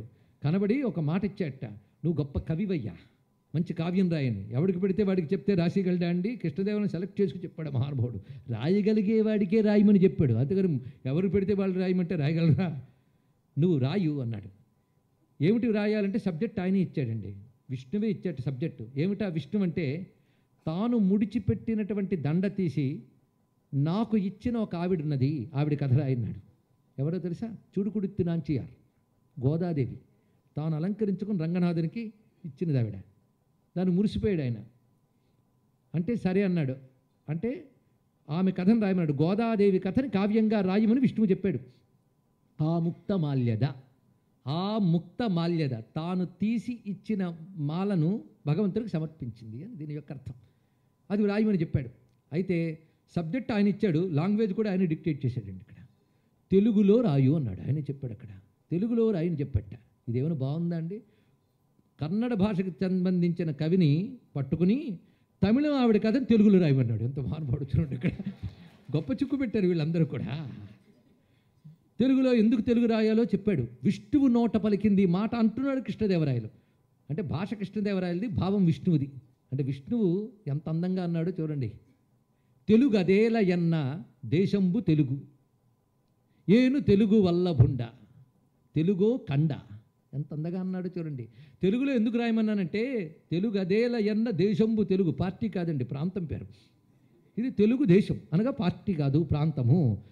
ఇది దేశంబు తెలుగు, ఏను తెలుగు వల్లభుండ, ప్రాంతం తెలుగు, నేను తెలుగు రాజుని. తెలుగో కండ, కండ అంటే కండ చక్కెర, పటికి వెళ్ళం. తెలుగు తీయగా ఉంటుందయ్యా, అందుకు చెప్తున్నాను కారణాలు ఇవి. ఎల్ల నృపులు కొలువ ఎరుగవే బాసాడి దేశ భాషలందు తెలుగు లెస్స. ఈ మాట చెప్పింది ఎవరు? విష్ణువు. ఇలా ఉన్నదా? ఎంత అందంగా చెప్తే అప్పుడు ఆముక్తమాల్యదని అద్భుతమైన గ్రంథాన్ని తెలుగులో రచించాడు శ్రీకృష్ణదేవరాయలు. బహుశా దేవుళ్ళందరికీ సంస్కృతం తర్వాత తెలుగు చాలా ఇష్టంట. నేను ఇలా అన్నాను అనుకోవద్దు. ఒక్కసారి మనమైతే అబద్ధాలు చెప్తాం కానీ ఋషులకు అబద్ధాలు చెప్పాల్సిన అవసరం ఏందండి? కళలో కనబడ్డానికి కృష్ణదేవరాయలు చెప్పకపోతే కావ్యం చల్లదా అంటే కళ్ళలో కనబడ్డం సత్యమే. ఇంకా అంతకుముందు మనకి ఆది కవి తర్వాత మరొక కవి ఉన్నాడు, తిక్కన గారు, తెలుసు కదా, పేరైనా తెలిస్తే సంతోషం. ఆ తిక్కన గారికి మొత్తం భారతం రాసేసట. ఆయన 15 పర్వాలు రచించాడండి మహానుభావుడు. 15 పర్వాలు తెలుగులో రాసిపెట్టి ఒకప్పుడు ఆయన నిద్రపోతుంటే తెల్లవారు జామునో స్వప్నంలో వాళ్ళ నాన్నగారు కనబడి ఒక మాట చెప్పారు, నువ్వు భారతం రాసేవట, అది అంకితం కావాలని హరిహరనాథుడు కోరుకుంటున్నాడు, నన్ను రికమెండేషన్ పంపాడు. ఇదిగో వాళ్ళే వచ్చారు మాట్లాడన్నాడు. హరిహరులు ఇద్దరు కలిసి వచ్చారు. వచ్చి నువ్వు రాసిన భారతం మాకు అంకితం ఇస్తావా అని అడిగేటండి. దేవుడు వచ్చి అడిగి తీసుకున్నాడు తెలుగు భారతాన్ని. ఇది తెలుసుకోవాలి ఇక్కడ. అప్పుడు అన్నాడు, శ్రీయన గౌరి నాబరుగు చల్వకు చిత్తము పల్లవింప భద్రాయిత మూర్తయ్య హరిహరంబగు రూపము దాల్చి విష్ణు రూపాయ నమ శివాయ అని పల్కెడి భక్తజనంబు వైదిక ధ్యాయిత కిచ్చమిచ్చు పరతత్వము గొల్తు నభీష్ట సిద్ధికి అని ప్రార్థించాడు మహానుభావుడు. ఇక్కడ భారతాన్ని రచించాడు. రచించిన భారతాన్ని హరిహరులకు అంకితం చేశాడు. దీన్ని బట్టి హరిహరులు ఇద్దరు తీసుకున్నారు చూడండి. ఇంకొక ఆయన ఉన్నాడు తెలుగు కవి, కూచిమంచి తిమ్మ కవి అని. కొంతమందికి పేరు కూడా తెలియదేమో కానీ ఈయన మరీ చాదస్తం ఎక్కువ. ఒక్క సంస్కృత పదం లేకుండా తెలుగులో పుస్తకం రాశారండి మహానుభావుడు. నీలపెండ్లి అని అందమైనటువంటిది కృష్ణ కథ. ఇవాళ కృష్ణ జన్మాష్టమి, మంచి స్మరణ జరుగుతుంది మనకి. నీలపెండ్లి అని అందమైనటువంటి తెలుగు ప్రబంధం రాశాడు. ఇందులో మొదటి అక్షరం ఒక్కటే సంస్కృతం, మిగిలిందంతా తెలుగే. మొదటి అక్షరం శ్రీ, ఇది సంస్కృత శబ్దం. శ్రీలకు దానకంబగుచు చెన్నలరారెడి వెండి కొండపై మేలిక డాని డాల్ హొయలు మీరెడి జాబిలిరాల మేడలో వేలుపు రేడు నల్వయును వేడుక కొల్వగా మంచుకొండ రాచూలిని గోడి వేడుకల జొక్కెడు లే నెలతాల్పు గొల్చెదన్. ఇది రచించాడు ఆయన. మొత్తం వేగంగా చదివితే అలా అనిపించింది కానీ ఓపికగా ఉంటే మీకు అర్థమైపోతుంది. తేలిగ్గానే రాశాడు. లే నెల తాల్పు, ఎంత అందమైన మాట చూడండి. లేత నెల అంటే చంద్రుడు, తాల్పు అంటే ధరించినవాడు. లేత చంద్రుని ధరించినవాడు అంటే ఎవరు? ఈశ్వరుడు, చంద్రశేఖరుడు. ఎంత గొప్పగా చెప్పాడో. ఆయనకు నమస్కారం చేశాడు. ఆయన అందులో చెప్తున్నాడు, ఒకప్పుడు నాకు శివుడు కల్లో కనబడి చెప్పాడు, సబ్జెక్ట్ నీ ఇష్టం కానీ తెలుగులో ఒక మంచి గ్రంథం రాసివ్వు. మిగిలిన వాడు సంస్కృతం కల్పిస్తారు కానీ ప్యూర్ తెలుగులో రాయని చెప్పాడు. అప్పుడు అచ్చ తెలుగు కావ్యం నీలపెండ్లి. ఎందుకంటే విష్ణు అంటే శివుడికి చాలా ఇష్టం కనుక విష్ణు కథని చక్కగా తెలుగులో రాసి అంకితం చేశాడు. అది నీలపెండ్లి. అందులో శివుణ్ణి మెచ్చుకుంటూ ఒక అందమైన తెలుగు పద్యం చెప్పాడండి. మత్త గిల్లు సత్తు గిత్త తత్తడి నెక్కి మిత్తి మొత్తి సత్తి నత్తి బత్తి బత్తిరిడిన ముత్తి బుత్తులు రెండును ఒత్తి గుట్టగట్టుచుండు రేడు అన్నాడు.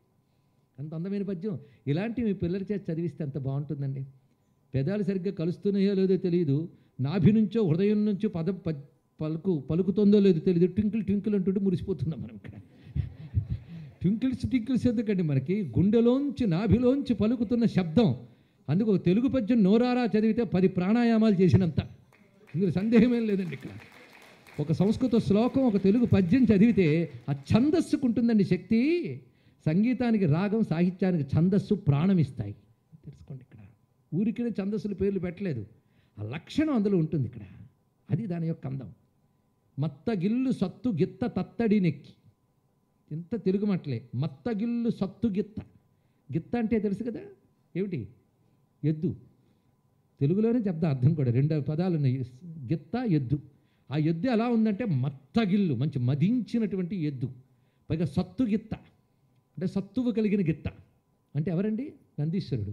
మత్తగిల్లు సత్తు గిత్త తత్తడి నెక్కి, అంటే ఆ గిత్తనే గుర్రంలా వాహనం చేసుకుని ఎక్కేట ఆయన. నంది వాహనుడిని చెప్పడానికి అంత అందంగా చెప్పాడు. మత్తగిల్లు సత్తు గిత్త తత్తడి నెక్కి, మిత్తి మొత్తి. మిత్తి అంటే మృత్యువు, మొత్తి అంటే మృత్యువుడు కొట్టేట. అంటే ఎముడికి ఎముడు కదండి శివుడు, మృత్యుంజయుడు. అందుకే మిత్తి మొత్తి. సత్తి నత్తి అంటే శక్తిని హత్తుకున్నాడని చెప్పడం ఇక్కడ. ఎంత అందమైన మాట. అంటే అమ్మవారిని దగ్గర పెట్టుకున్నట్ట. సత్తి నత్తి బత్తి పత్తిరిడిన ముత్తి బుత్తులు రెండును ఒత్తి గుత్తగట్టు చుండు రేడు. భక్తి పత్తిరిడిన అంటే భక్తితో ఒక పత్రి ఇస్తే ముక్తి భుక్తి 2 ఇస్తూ ఉంటాడయ్యా పరమేశ్వరుడు అని చెప్పాడు. ఎంత అందంగా ఇచ్చాడు తెలుగు పద్యం. ఇంత రమ్యమైనటువంటి తెలుగు భాషలో మనం పుట్టాం కనుక, తెలుగు భాష అయినా సంస్కృత భాష అయినా భారతీయ ఆత్మను ఆవిష్కరించాయి. తెలుసుకోండి, స్వామి వివేకానంద మొట్టమొదటిగా ఆయన ఆంగ్ల అధ్యయనం చేశాడు, ఆధునిక భాష నేర్చుకున్నాడు, ఆధునిక విద్యలు నేర్చుకున్నాడు. తర్వాత రామకృష్ణ పరమహంసతో ఆయనకి శిష్యరికం లభించాక ధన్యుడైపోయాడు. అంటే ఆయన ఎలా ఎదిగాడో మీరు ఆలోచించండి. ముందుగా తాను చదువుకున్నది, తర్వాత గురువు దగ్గర అధ్యయనం చేసి నేర్చుకున్నది. మూడవది ఆయన చేసిన పని ఏమిటంటే దేశం తిరిగాడండి. ఇది దేశం తిరగాలి, అంతేగాని ఎక్కడ ఏ హోటల్ దొరుకుతుందో బుక్ చేసుకుని మంచి భోజనం టైంకి దొరుకుతుందో లేదో ఇక్కడ నుంచే ఇంటర్నెట్లో బుక్ చేసుకుని వెళ్ళడం కాదు. సామాన్య పౌరుల్లా దేశంలో తిరగాలి. అప్పుడు దేశం అంటే ఏమిటో తెలుస్తుంది. మహానుభావుడు దేశాన్ని స్టడీ చేశాడు. అందుకు ముందు కాలేజ్ స్టడీస్, తర్వాత గురువు దగ్గర ట్రైనింగ్, మూడవది దేశాన్ని స్టడీ చేశాడు. అప్పుడు ఒక మాట చెప్తాడు దేశం గురించి, నా దేశం చాలా గొప్పది.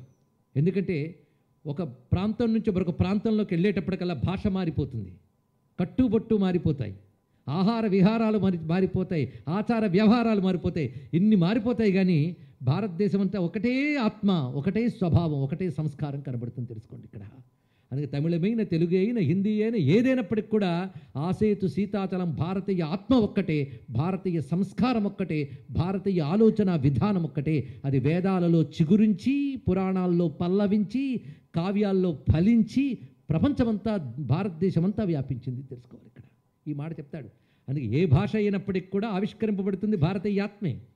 అందుకే అక్కడెక్కడో రామాను తులసీదాస్ అంటే ఇక్కడి నుంచి తమిళులు తెలుగులు కూడా పట్టుకుంటారు ఆయన్ని. ఎందుకంటే హిందీ వేరు, తెలుగు వేరు, కానీ రాముడు మాత్రం ఇద్దరికి ఒకటే. తెలుసుకోండి ఇక్కడ. ఆ కారణం చేత అక్కడి వాడు బాలాజీ అంటూ ఇక్కడ తిరుపతికి వచ్చిన, ఇక్కడ వాడు బదరీ కేదార్కి వెళ్ళినా రాజకీయాలు కలపట్లేదు, సంస్కృతి కలుపుతాం. తెలుసుకోండి భారతదేశాన్ని ఇక్కడ. అందుకే సంస్కృతి పరంగా భారతదేశం ఎప్పుడూ అఖండమే. అందుకే ఎక్కడ కూర్చున్నా భరతవర్షే భరతఖండే అనుకుంటాం మనం. కాశ్మీర్ సే కన్యాకుమారి తక్ ఎక్కడ కూర్చున్నా అది సంస్కృతి యొక్క గొప్పతనం. అందుకే మన తెలుగు భాషలో కూడా ఆ ఋషులు ఇచ్చిన విజ్ఞానం ఆవిష్కరింపబడుతుంది. మన భాషలో మనం నేర్చుకోవడం వల్ల మనవాడు అయిపోతాడు భగవంతుడు. అదొక అందమైన అంశం. అందుకే ఈ కృష్ణ జన్మాష్టమి నాడు మనం మనవాడైన వాడిని ఒక్కసారి చూద్దాం. అంటే ఎవరైనా కృష్ణుడు తెలుగువాడా, హిందీవాడా? ఆ మాటకు వస్తే ఇంగ్లీష్ వాడేమో అని మధ్య అనిపించిందండి నాకు. ఒక ఆయన అన్నాడు శివుడు ఇంగ్లీష్ వాడేని, ఎందుకంటే శివుడు జుట్టు ఎర్రగా ఉంటుందిరా, మనిషి తెల్లగా ఉంటాట. సరిగ్గా సరిపోయింది. ఈ మధ్యకాలంలో వెస్ట్ వర్జీనియాలో ఒక అద్భుతమైన మందిరం ఉంది, గోల్డెన్ టెంపుల్ అంటారు, కానీ కృష్ణ మందిరం అది. అక్కడ కృష్ణ రాసలీలని గోపురం పైన పెయింట్ చేశారండి. అద్భుతమైన పెయింటింగ్ అది. అక్కడ ఒక వెస్టర్న్ ఉన్నాడు, అమెరికన్.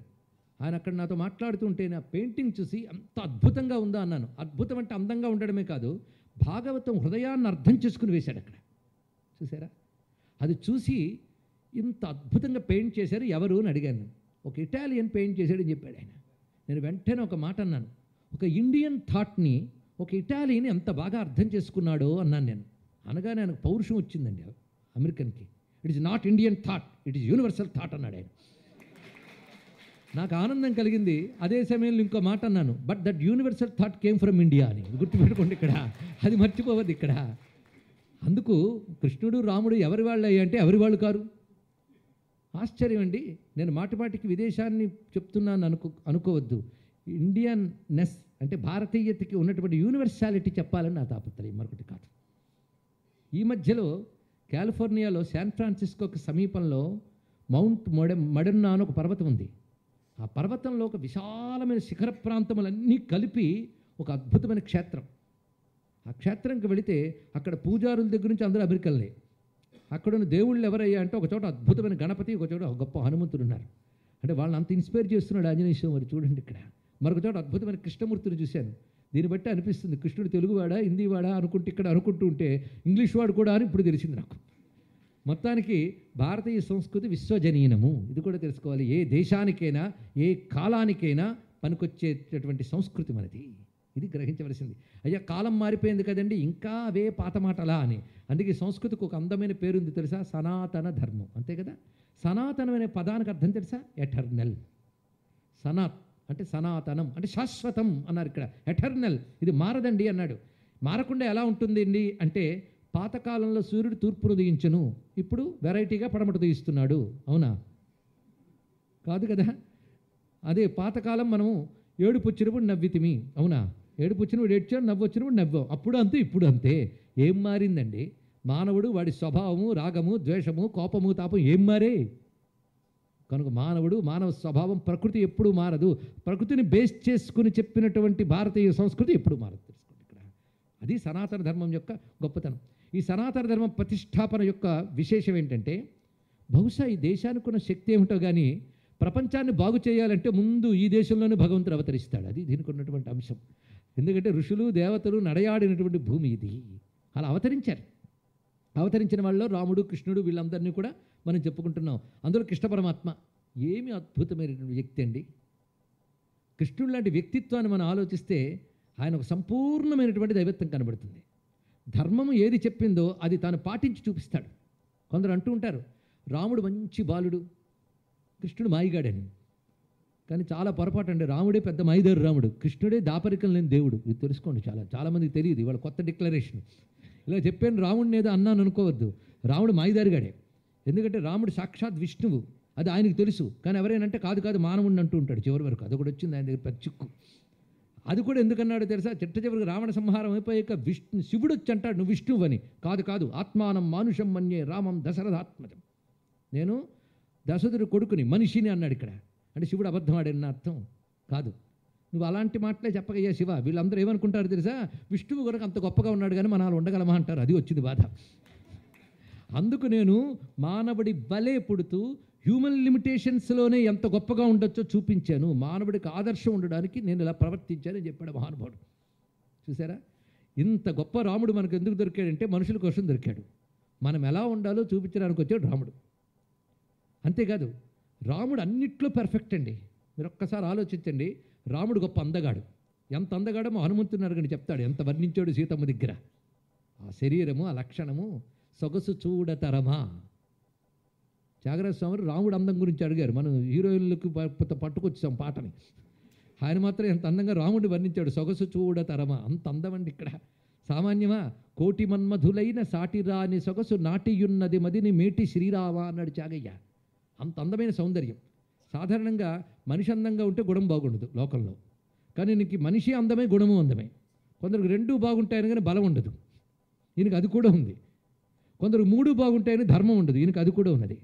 అంటే ఒక్క గుణం ఒక్కడి దగ్గర సంపూర్ణంగా ఉండడం సాధ్యం కాదు. అలాంటిది అన్ని గుణాలు ఆయన దగ్గర గొప్పగా ఉన్నాయండి. ఇది వింటూ ఉంటే మనకి ఎలా అనిపిస్తుంది, ఇది ఒక కల్పనే తప్ప, ఫిక్షనే తప్ప ఫ్యాక్ట్ కాదు అనిపిస్తుంది. ఎందుకంటే 100కు 100 పర్ఫెక్ట్ హ్యూమన్ బీయింగ్ అనేవాడు ఎక్కడ కనబడ్డండి. ఇది ఎవరైనా నమ్ముతాడా అంటే నిజమేనండి. 100కు 100 పరిపూర్ణ మానవుడుగా ఉండాలి అంటే దేవుడు దిగి రావాలి. అలా దిగి వచ్చిన దేవుడు రాముడు. తెలుసుకుంటే చాలు. రామావతారాన్ని ఒక్క మాటలో చెప్పేశాం ఇక్కడ. అందుకే మహానుభావుడు, మహాత్ములు ఏ వేషం వేస్తే ఆ వేషం పర్ఫెక్ట్గా చేస్తారు. నేను చేస్తాం. అందుకు విష్ణువు మానవుడిగా వస్తే మానవుడిలో పర్ఫెక్షన్ చూపించాడు ఆయన. కనుక రాముడు ఒక పర్ఫెక్ట్ హ్యూమన్ బీయింగ్ చెప్పారు. సరే, పర్ఫెక్ట్ హ్యూమన్ బీయింగ్ని పట్టుకోవడం వల్ల మాకేం లాభం, మనం ఎలాగూ పర్ఫెక్ట్ కాలేమని తేల్చేశారుగా. అంటే దీనికి ఒక మాట ఉన్నది. మన పరీక్షలు రాసేటప్పుడు 100 మార్క్స్ అని చూపిస్తాడు, ఫుల్ మార్క్స్. మీరు కష్టపడి 100 మార్క్స్ని జస్టిఫై చేస్తే 30, 80 వస్తాయి, అంతే కదా. అంటే 100 పెడితే మనకి 30, 80 వచ్చాయి. అంతేగాని మనకు ముందే 30 ఉంటే 3 వస్తాయి. తెలుసుకోండి ఇక్కడ. అందుకే పరిపూర్ణుని చూపించి మీరు ప్రయత్నం చేస్తే కొంచెం అరపూర్ణులైనా కాగలం ఇక్కడ. అందుకు రాముడిని ఎప్పుడు పట్టుకోవాలి ఏంటంటే ఎలా ఉండాలో తెలుసుకోవాలి. ఇక రెండో ఆయన ఉన్నాడు, కృష్ణుడి దగ్గరికి వద్దాం. కృష్ణుడు పాపం మాయిదారి వాడు కాదండి, ఆయన అమాయక దేవుడు ఆయన. ఎందుకంటే అసలు రాముడు అంత మనిషిలా ప్రవర్తించిన కారణం ఎవరో తెలుసా? రావణాసురుడు. అందుకే ఆయనకు మనం ఎప్పుడు థ్యాంక్స్ చెప్పాలి మహానుభావుడికి. ఎందుకంటే ఆయన పెద్ద కండిషన్ పెట్టాడు, నాకు నరవాణులతో ప్రమాదం లేదు కానీ చిక్కంతా నాతో సమానమైన వాళ్ళు నాకంటే గొప్పవాళ్ళు. ఇక్కడ ఒక సైకాలజీ ఉందండి. మీరు అవకాశం ఇవ్వాలే కానీ నెలలో కొన్ని పాఠాలు పెట్టుకుని మనం రామాయణ భారతం అనలైజ్ చేసుకుంటూ వెళ్తూ ఉంటే ప్రపంచానికి పనికొచ్చే పాఠాలు మనం ఇవ్వవచ్చు. తెలుసుకోండి. ఇక్కడ సూచనగా చెప్తున్నాం, ఒకదాని నుంచి ఒకటి వెళ్తున్నా అని చెప్పవద్దు. ఎన్ని అల్లుకుంటున్నా భారతీయ సంస్కృతి అనే సూత్రంతోనే వెళుతున్నాయి. ఇది మర్చిపోవద్దు. ఇక్కడ ఏ మాట మన బ్రతుకులో పడ్డా చాలు. ఇక్కడ రావణాసురుడు ఒక రాక్షసుడు. ఆయన పెట్టిన బాధలు తట్టుకోలేక లోకమంతా భగవంతుని ప్రార్థిస్తే భగవంతుడు దిగొచ్చాడు. ఏ పురాణమైనా ఇంతే కదండి అని మీరు వెంటనే అనొచ్చు. ఈ రాక్షసులు ఉన్నారే, వాళ్ళకు ఉన్న బలం చాలక తపస్సు చేస్తారు, కొత్త బలం తెచ్చుకొస్తారు, ప్రపంచం మీద పడి పీడిస్తారు. వెంటనే వీళ్ళు కుయ్యో మొర్రో అంటూ విష్ణువు దగ్గరకు వైష్ణువు దగ్గరకు వెళతారు. వాళ్ళు దిగొస్తారు, వీళ్ళు సంహరిస్తారు. ఇంతే కదరి మీ పురాణాలన్నీ అని ఎవరైనా అంటారు. అవును కదా అని మనము అనుకుంటాం, కానీ కాదని చెప్పాలి. ఇది తెలుసుకోండి. ఇక్కడ చూడ్డానికి ఒకేలా కనబడతాయి కానీ తేడాలు ఎలా ఉన్నాయో చూడండి. ఇక్కడ మీకు చిన్న రీసెర్చ్ టాపిక్ ఒకటి ఇస్తా, మీరు ఇష్టం పరిశీలించండి. రాక్షసులందరూ ఒకేలాగా పీడించారా? ఒక్కొక్కడిది ఒక్కో వెరైటీ. చూడండి ఇక్కడ అసలు వాళ్ళు కోరుకున్న వరాలే వెరైటీ. మీరు ఆలోచించారు ఎప్పుడైనా? ఇది ఆలోచించాల్సిన అంశం, ఇది రీసెర్చ్ చేయాల్సిన అంశం, ఇది సైకాలజీ. ఎంత అందంగా ఉందో చూడండి. ఇక్కడ ఒక రాక్షసుడు అంటాడు, చావు తప్పించుకోవడానికి అంత తెలివితేటలు చూపించాడు చూడండి. ఎందుకంటే యాంటీ నేచర్ వెళ్ళడం ఇది. బతికిపోవాలి, ప్రతివాడు అది అనుకుంటాడు, ఎప్పుడు ఉండిపోవాలని అనుకుంటాడు కానీ ఉండడు, అది వేరే విషయం. కానీ ఎలాగో ఉండిపోవాలని పనితో ఒక్కొక్కడు ఒక చావు తెలివితేటలు చూపిస్తాడు. అంటే చావు తప్పించుకోవడానికి చావు తెలివితేటలు.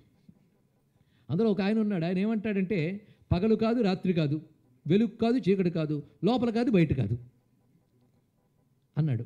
అంటే ఈ రెండే ఉంటాయి తప్ప మూడోది ఒకటి ఉంటుందని వాడికి తెలియదు.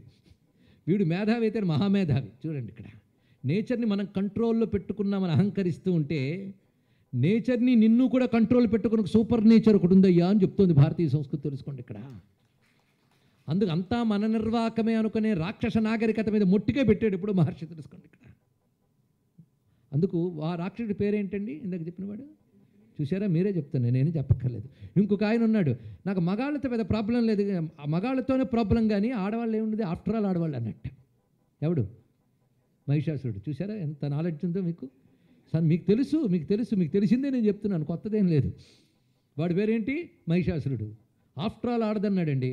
అప్పుడు పరాశక్తి ఆడ రూపంలో వచ్చి కొట్టింది. అందుకే ఎవరిని ఆఫ్టర్ ఆల్ అనకండి, మహాప్రమాదం. శ్రీశ్రీ గారు ఒక మాట అన్నారు, అగ్గిపుల్ల కుక్కపిల్ల సబ్బుబిళ్ళ హీనంగా చూడకు దేన్ని కవితామయమైనో ఎన్ని. విన్నారా ఎప్పుడైనా శ్రీశ్రీని? ఈ రోజుల్లో శ్రీశ్రీ కూడా వాల్మీకి అంత అయిపోయి పేరు ఎవరికి తెలియట్లేదండి, వచ్చింది బాధ. ఎంత అందమైన మాట. అగ్గిపుల్ల కుక్కపిల్ల సబ్బుబిళ్ళ హీనంగా చూడకు దేన్ని కవితామయమైనో అన్ని అన్నాడు. నేను చిన్న మారుస్తా, హీనంగా చూడకు దేన్ని ఈశ్వరమయమైనో అన్ని. ఇది తెలుసుకోండి. ఇక్కడ చాలండి, దేన్ని తక్కువ చూడొద్దు. భగవంతుడు సర్వవ్యాపకుడని చెప్తుంది. అందుకే నీ భగవంతుడు ఎక్కడున్నట్టే పరలోకమనందు ఉన్న ప్రభువు అన్నాడు భారతీయ సంస్కృతి. ఏమంటుందో తెలుసా? ఇందుగలడు అందులేడిని సందేహము వలదు అంటుంది భారతీయ సంస్కృతి. కలడంబోది కలండు గాలి కలడాకాశంబునన్ కుంభినిన్ కలడగ్నిన్ దిశలన్ పవళ్ళనిశలన్ ఖజ్జోత చంద్రాత్మలన్ కలడోంకారమనన్ త్రిమూర్తుల త్రిలింగ వ్యక్తులందంతటన్ కలడీసుండు కలండు తండ్రి వెదకంగానే ఇయాయడ. ఎక్కడలేడయ్యా? ఎక్కడైనా ఉంటాడు. అందుకు నువ్వు దేన్ని ఆఫ్టర్ ఆల్ అంటావు, దాంట్లోంచి వస్తాడు. అందుకే రావణాసురుడు ఏమన్నాడు? నరవానలు ఆఫ్టర్ ఆల్ అన్నాడు. అందుకు భగవంతుడు చూశాడు, ఓహో అలా అన్నావా, అక్కడి నుంచి వస్తానని చెప్పాడు. చూడండి ఇక్కడ ఒక మంచి పాయింట్ ఉన్నది. నరవానలు రావణాసురుని ఎలాగూ కొట్టలేరు, బై నేచర్ అతనికి ఆ శక్తి ఉన్నది. అందుకే నరవానలు నెగ్లెక్ట్ చేశాడు ఆయన. ఇప్పుడు మనకు దేవుడు కనబడ్డాడు అనుకోండి, నన్ను దోమ కుట్టకుండా చీమ కుట్టకుండా చూడుము అని అడగం. ఎందుకంటే దాని వరం అక్కర్లే, మనమే కొట్టి పారేస్తాం. అందుకని నరవానరుల నుంచి అడగలేదు. ఎప్పుడు ఎవడైనా ప్రాబ్లం ఏంటంటే తనతో సమానమైన వాళ్ళు తనకంటే పైవాళ్ళు. చూసారా? అందుకు తనతో సమానమైన వాళ్ళు పైవాళ్ళు అంటే రాక్షసులు దేవతలు, వాళ్ళతో ప్రాబ్లం లేకుండా ఉంటే చాలన్నాడు అంతే. అందుకే భగవంతుడు ఏం చేశాడంటే నరుని రూపంలో వచ్చాడు. ఎలాగో నరులు కొట్టలేరు కనుక నరుడి రూపంలో వచ్చి కొట్టాడు మహానుభావుడు. కనుకనే నారాయణుడు నరుడుగా రావడానికి కారణం ఎవరు? రావణాసుడు. అందుకు ముందు ఆయనకి థ్యాంక్స్ చెప్పాలి, లేకపోతే ఈయన వస్తాడు మనకి ఎక్కడ. అందుకే అవనికి రమ్మని పిలిచిన మహారాజు ఎవడో వానికి మృక్కేము రామ అంటాడు చాగయ్య. ఎంత అందంగా చెప్పాడు చూడండి ఇక్కడ. అందుకు రాముడు ఎవరి కోసం అవతరించాడు? మన కోసం. అది తెలుసుకోండి ఇక్కడ. అందుకని రావణాసుని కొట్టడానికో లేకపోతే దశరథుడిని అనుగ్రహించడానికో కాదు. ఆయన అంటూ వచ్చి ఒక కథ సృష్టిస్తే అది చదివి మనం బాగుపడడం కోసం వచ్చాడు కనుక నా కోసం వచ్చాడని ఎవరికి వాడు అనుకుంటే సబ్జెక్టివ్ అయిపోతే చాలా బాగుంటుందండి. తెలుసుకోండి ఇక్కడ. చాగయ్య అన్నాడు ఆ మాట. ఎందుకు వచ్చేవయ్యా? ఆలము సేయుటక, అయోధ్య పాలన సేయుటక, శతరాగరత్నమాలిక చే కీర్తించు త్యాగరాజుని బ్రోచుటక అన్నాడు. ఎంత అందంగా చెప్పాడు ఇక్కడ. అది రామావతారం. ఇక మా కృష్ణుడు ఉన్నాడే, కృష్ణ పరమాత్మ, ఆయన దగ్గర కండిషన్స్ లేవు. హిరణ్యకశిపుడు పెట్టిన కండిషను లేదు, రావణాసురుడు పెట్టిన కండిషన్ లేదు. అందుకే లిమిటేషన్లో ఉండవలసిన అవసరం లేదు ఆయనకి. ఒక మహాయోధుడిని జాగ్రత్తగా ఇలా ఉండి అలా ఉండంటే కంట్రోల్లో ఉంటాడు. కంట్రోల్ తీసేస్తే అంత విజృంభిస్తాడండి. అది కృష్ణావతారం వచ్చేటప్పుడు కృష్ణుడికి స్వేచ్ఛ వచ్చేసింది. అసలు కండిషన్ లేదా మహానుభావుడికి. అంతేకాదు మిగిలిన 3 అవతారం, ఒక్కసారి 3 అవతారాన్ని అనలైజ్ చేయండి. జై విజయులు హిరణ్యాక్ష హిరణ్యకశిపుడు అయినప్పుడు నరసింహస్వామి అయ్యాడు, రావణ కుంభకం లేనప్పుడు రాముడయ్యాడు. మీకు ప్రతి అవతారంలో వాళ్ళ కౌంటర్ పార్ట్ గుర్తుకొస్తుంది. మీరు ఆలోచించండి. నరసింహస్వామి అనగానే హిరణ్యకశిపుడు గుర్తొస్తాడు, వరాహస్వామి అంటే హిరణ్యాక్షుడు గుర్తొస్తాడు, ఎవరికి తెలిసిన వారికి. అలాగే రాముడు అంటే రావణుడు గుర్తొస్తాడు. కానీ కృష్ణుడు అంటే శిశుపాల దంతభక్తులు ఎవరికైనా గుర్తొస్తాడా? రాడు. ఇప్పుడు ఆలోచించండి. అంటే కృష్ణుడు ఆ అవతారంలో కూడా శిశుపాల దంతభక్తుల పని పూర్తి చేశారు. కానీ ఆ అవతారంలో ఆయన చేసిన పెద్ద పనుల్లో చిన్నదైపోయి పులుసులు గడిచిపోయింది, పెద్దవాడికి గుర్తులేదు. అంటే కృష్ణావతారం ఎన్ని పనులు చేసిందో చూడండి ఇక్కడ. అందుకే కృష్ణావతారం యొక్క పెర్ఫెక్షన్ సామాన్యం కాదు ఇక్కడ. ఇలా చెప్పాను, రాముడిని తక్కువ చేసేది కాదు. ప్రస్తుతం సబ్జెక్ట్ కృష్ణుడు, ఎవడికి పెళ్ళి అయితే వాడి పెళ్లి కొడుకు. కాబట్టి ఇప్పుడు ఆయన గొప్పదని చెప్పాలనే తప్ప రాముడిని తక్కువ చేయడం కాదండి. ఆయన సబ్జెక్ట్ పట్టుకుంటే ఆయన అంత వస్తాడు ఇక్కడ. ఆ కృష్ణ పరమాత్మ యొక్క గొప్పతనం ఏంటంటే అన్నిట్లోనూ చూడండి, దేంట్లోకి దాంట్లోకి కృష్ణ పరమాత్మని పసిపిల్లాళ్ళలో ఎత్తుకోవచ్చు. అందుకే కృష్ణుడిని తలంచుకుంటే యశోదలమైపోతాం, హాయిగా ఎత్తి ఆడుకుంటాం. అన్నమయ్య అంతటి వాడు జో అచ్యుతానంద జోజో ముకుందా అని మనస్సు యశోదమ్మ అయిపోయింది. భారతీయ సంస్కృతిలో గొప్పతనం ఏంటంటే భగవంతుని కూడా బాలుణ్ణి చేసి ఆడుకోగలిగిన సంస్కృతి భారతీయ సంస్కృతి. తెలుసుకోండి ఇక్కడ. అలా ఆడుకోవచ్చు. పైగా బాలుడిగా తిరుగుతుంటాడు, అద్భుతాలు చేస్తుంటాడు మహానుభావుడు. ఆయన చేసిన అద్భుతాలు ఎన్నో, అవన్నీ చెప్తే భాగవతం అవుతుంది. మీ పిల్లల చేత పద్యాలు పాడిస్తుంటే ఎంత ఆనందం కలిగిందో. అక్కడుంది కృష్ణతత్వం అంతా కూడా. బాలుడుగా ఆడుతూనే ఎన్ని పనులు చేశాడండి. అయితే కొన్ని లీలలు పాపాత్ములకు అర్థం కాక కువ్యాఖ్యలు చేస్తూ ఉంటారు. వాళ్ళకి ఏనాడు ముట్టుకేలు పెట్టారు పెద్దవాళ్ళు, మనం ఆ ముట్టుకేలు చదవలేదు సరిగ్గా. అమెరికాకి వెళ్ళి వివేకానంద ఒక మాట చెప్పాడు ఆ రోజుల్లో. కృష్ణుడు అనగా రాసలీలలు ఇవేవి మాట్లాడుతూ అంటే గొప్ప మాట అన్నాడు. కాసుల కోసం, లౌకిక సంపదల కోసం పురుగుల్లా దేవుళ్ళాడే మీకు పవిత్రమైనటువంటి గోపికా ప్రేమ, కృష్ణతత్వం మీకు ఎక్కడ అర్థమవుతుంది అన్నాడు. చాలా హార్ష్గానే చెప్పాడండి ఆయన. చెప్తూ ఒక మాట చెప్పాడు, కృష్ణుడు అర్థం కావాలంటే first make your self pure అన్నాడు మహానుభావుడు. ఎంత గొప్పగా చెప్పాడు ఇక్కడ. అది కృష్ణ పరమాత్మ చేసిన లీలలు కొన్ని ఉన్నాయి. అది కృష్ణావతారం 2 రకాలుగా ఉంటుంది, ఆదర్శం, ఆరాధ్యం. ఎందుకంటే కృష్ణాష్టమి కదా, ఆయన స్మరించుకోవాలని నా ఉద్దేశం. చిట్ట చివరికి ఆయనతో ముగించాలి. ఆదర్శం, ఆరాధ్యం. ఆదర్శం అంటే వీ కెన్ ఫాలో, ఆదర్శం అంటే అది, ఆరాధ్యం అంటే వీ కెనాట్ ఫాలో. అది తెలుసుకోవాల్సింది ఇక్కడ. మనం అనుసరించగలిగేది ఆదర్శం, మనం అనుసరించలేక దండం పెట్టగలిగేది ఆరాధ్యం. ఇది తెలుసుకోవాలి ఇక్కడ. ఈ రెండిటి యొక్క కలయిక కృష్ణావతారం. అది కృష్ణావతారంలో ఆయన మనిషిగా తిరుగుతూనే ఉంటాడు, పరమాత్మగా కనబడతాడు. అది కృష్ణావతారం గొప్పతనం ఏంటంటే అటు మానవత్వాన్ని ఇటు మాధవత్వాన్ని కలబోసిన అవతారం కృష్ణావతారం. అవసరమైతే మనిషిలా ప్రవర్తిస్తాడు, అవసరమైతే విష్ణుత్వం కూడా చూపిస్తాడు. ఆ రెండింటి కంబైన్ చేస్తాడండి కృష్ణుడు. అది మీరు పరిశీలించితే ఆయన రాసలీలు చేశాడు కనుక ఎవరితోనైనా తిరగచ్చు అని పనికిమాలను మాట్లాడుతూ ఉంటారు. ఇది ముందు ఇక్కడ యువత ఉన్నారు కనుక వాళ్ళకి ముందు ఇలాంటివే తడుతూ ఉంటాయి కనుక వీడికి సమాధానం చెప్పాలి, నేను ఏం చేయను. కానీ రాస అనే వర్డ్ ఇది ఒక ఆర్ట్కి సంబంధించిన మాట. అంతేగాని ఎవడో ఒకటి పనికిమాలని పనిచేయగానే మన పత్రిక వాడు వెంటనే రాసలీలలు అని రాయిగానే మనం వెకిలిగా నవ్వుతూ ఉంటాం. ముందు వాళ్ళ మీద కేసు పెట్టాలండి, తెలుసుకోండి ఇక్కడ. ఎందుకంటే రాసం అనే వర్డ్ ఎవరికి పెడితే వాళ్ళకి వాడకూడదు. రాసం అంటే ఒక డ్యాన్స్ ఫార్మ్. అది భరతుడు నాట్యశాస్త్రంలో చెప్తాడు, అది నాట్యానికి పదం. అది దానికి 2 రకాల అర్థాలు ఉన్నాయి. ఒక నాట్యపరం, ఒక ఫిలాసఫీ. ఫిలాసఫీ ఆర్ట్ పరంగా, ఫిలాసఫీ పరంగా 2 ఉన్నాయండి దానికి అర్థాలు. ఇది తెలుసుకోవాలి ఇక్కడ. ఆర్ట్ పరంగా రాసము అంటే నాట్యము. ఏమిటా నాట్యం అంటే బహు నర్తకీ నర్తకయుక్త నృత్య విశేషో రాసహ అని భరతుడు నాట్యశాస్త్రంలో డెఫినేషన్ ఇచ్చాడు ఇక్కడ. అనేక మంది నర్తకీ నర్తకులు కలిసి చేసిన నాట్యం పేరు రాసము. అందుకు రాసం అంటే నాట్యలీలది. అందులో ఎందరు గోపికలు అందరు కృష్ణుడు ఉన్నట్ట. ఇప్పుడు చెప్పండి, కృష్ణుడు ఎందరు గోపికలకి ఉన్నారు, అందరు కృష్ణుడు ఉన్నాడు అంటే ఇంక అందులో తప్పు వెతకడానికి ఏమున్నది? అందరూ కలిసి నాట్యం చేస్తున్నారు. ఇది నాట్యపరమైన లీల. ఇక ఫిలసాఫికల్గా రాసము అంటే రసానుభవం. రాసం, రసము అంటే బ్రహ్మానుభవం, భగవద్ అనుభవాన్ని రాసము అంటారు. ది ఎక్స్పీరియన్స్ ఆఫ్ గాడ్, దాని పేరు రసం. ఆ ఎక్స్పీరియన్స్ దేనిలో ఉందో దాని పేరు రాసం. ఇప్పుడు అర్థమైంది కదా. దీనికి ఉపనిషత్తు రసో వైసహ రసగ్గ ఏవా ఎన్లబ్ధ్వా ఆనందీ భవతి అన్నది. కనుక ఫిలాసాఫికల్గా చూసిన, ఆర్ట్ పరంగా చూసిన రాసం అంటే ఏమిటో అర్థమైంది కదా. ఇప్పుడు కృష్ణుడు అర్థమయ్యాడు కదా. అంతేకాదు, కృష్ణుడు చేయగలిగినవన్నీ మనం చెయ్యగలమా? ఆయన గోవర్ధన పర్వతాన్ని అందరినీ కాపాడాడు. మనము ఒక మట్టి పెళ్ళని ఎత్తండి చూద్దాం. ఆయన కాళీయ ఫణాల మీద నాట్యం చేశాడు. ఒక వానపాముతో ఆడుకున్న చూడొచ్చు మనం ఇక్కడ. అది కృష్ణలీలలు. అంతేకాదు, మొత్తం అడవిని దగ్ధం చేస్తున్న దావాగ్నిని నోటితో మింగాడు చిన్నపిల్లెప్పుడు. అగ్గిపుల్ల నోటి దగ్గర పెట్టుకోలేము మనం భగవంతుడి గురించి మాట్లాడడానికి ఏమన్నది. అందుకే ఇవన్నీ ఏమంటారు? ఆరాధ్య లీలలు అంటారు.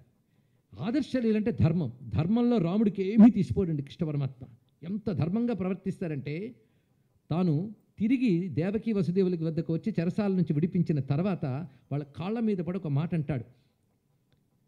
నా జీవితంలో 14 ఏళ్ళు మిమ్మల్ని సేవించకుండా గడిపేసిన పాపాత్ముణ్ణి నన్ను క్షమించండి అన్నాడు కృష్ణుడు. ఎంత గొప్ప మాట చూడండి ఒక్కసారి.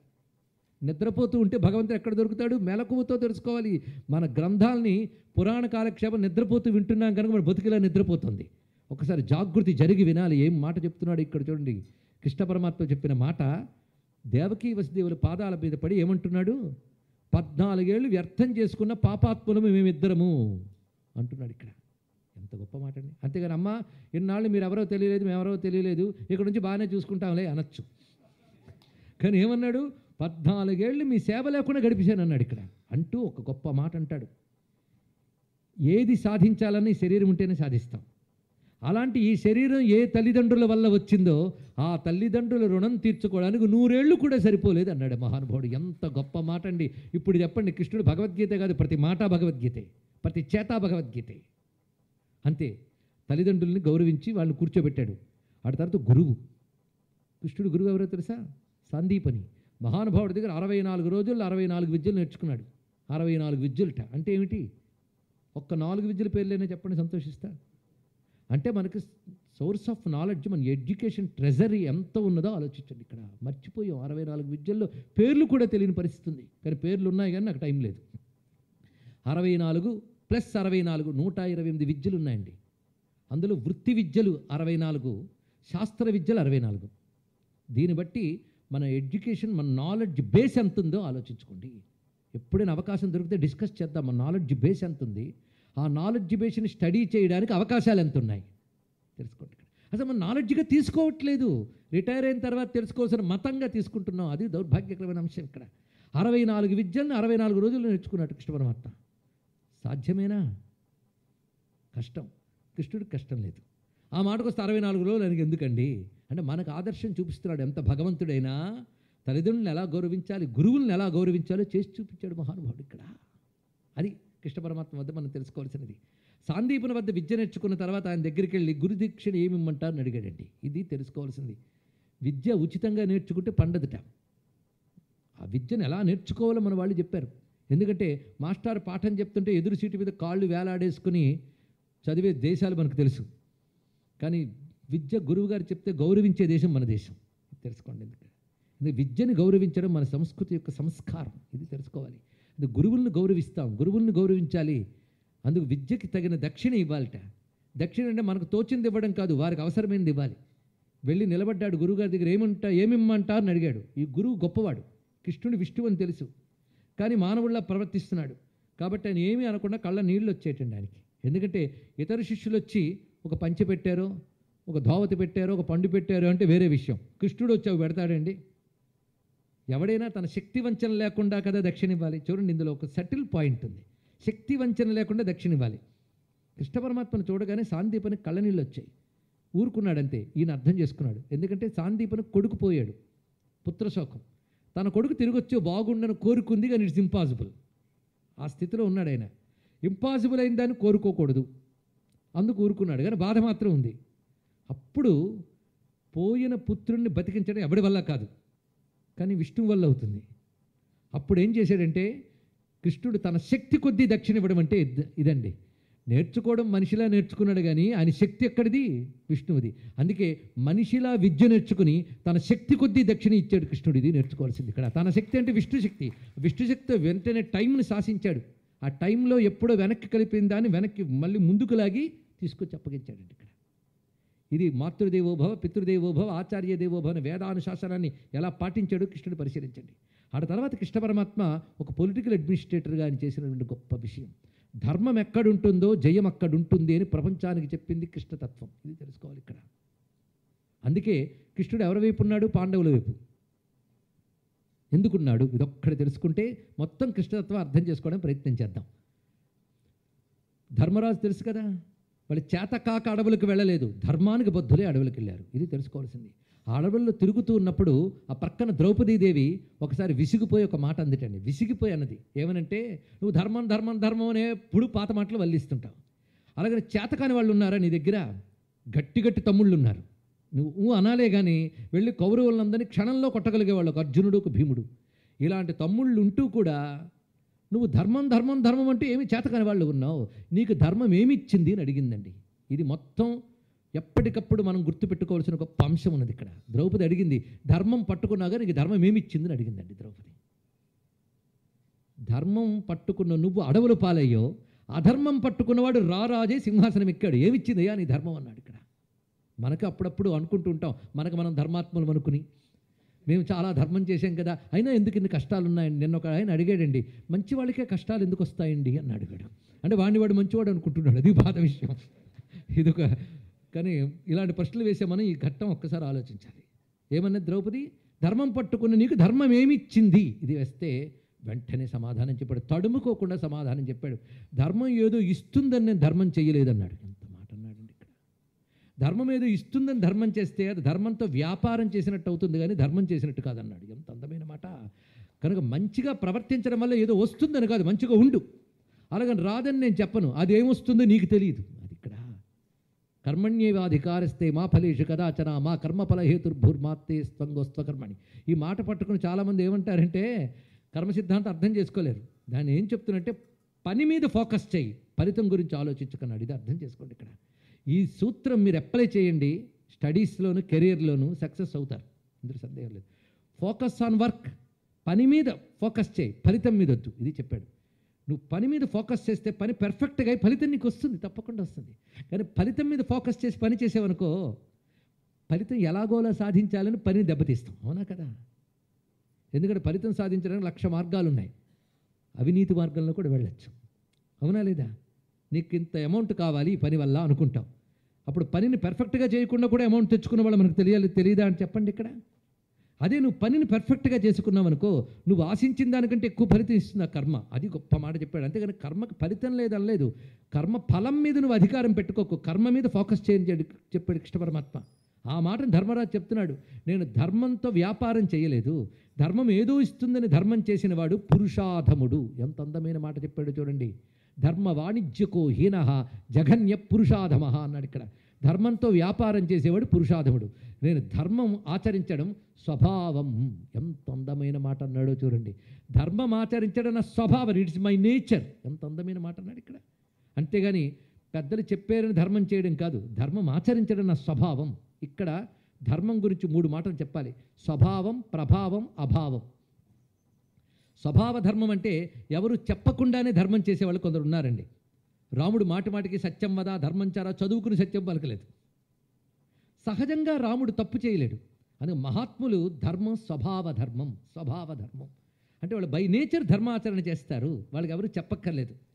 మధ్యములకి ప్రభావ ధర్మం అంటే పాపం గంటన్నర ఉపన్యాసం చెప్పాడు కదా, కాసింతైనా విందాంలేని జాలి పుట్టి విని, కాసింతైనా ధర్మం చేద్దాంలేని అప్పుడప్పుడు మెలకువలకు వచ్చి విని, కొంచెమైనా ధర్మం చేయాలనుకుంటూ ఉంటారే, వీడిది ప్రభావ ధర్మం. 10 మార్లు రామాయణం వింటే 11వ మారు మంచిగా ఉండాలనిపిస్తుంది.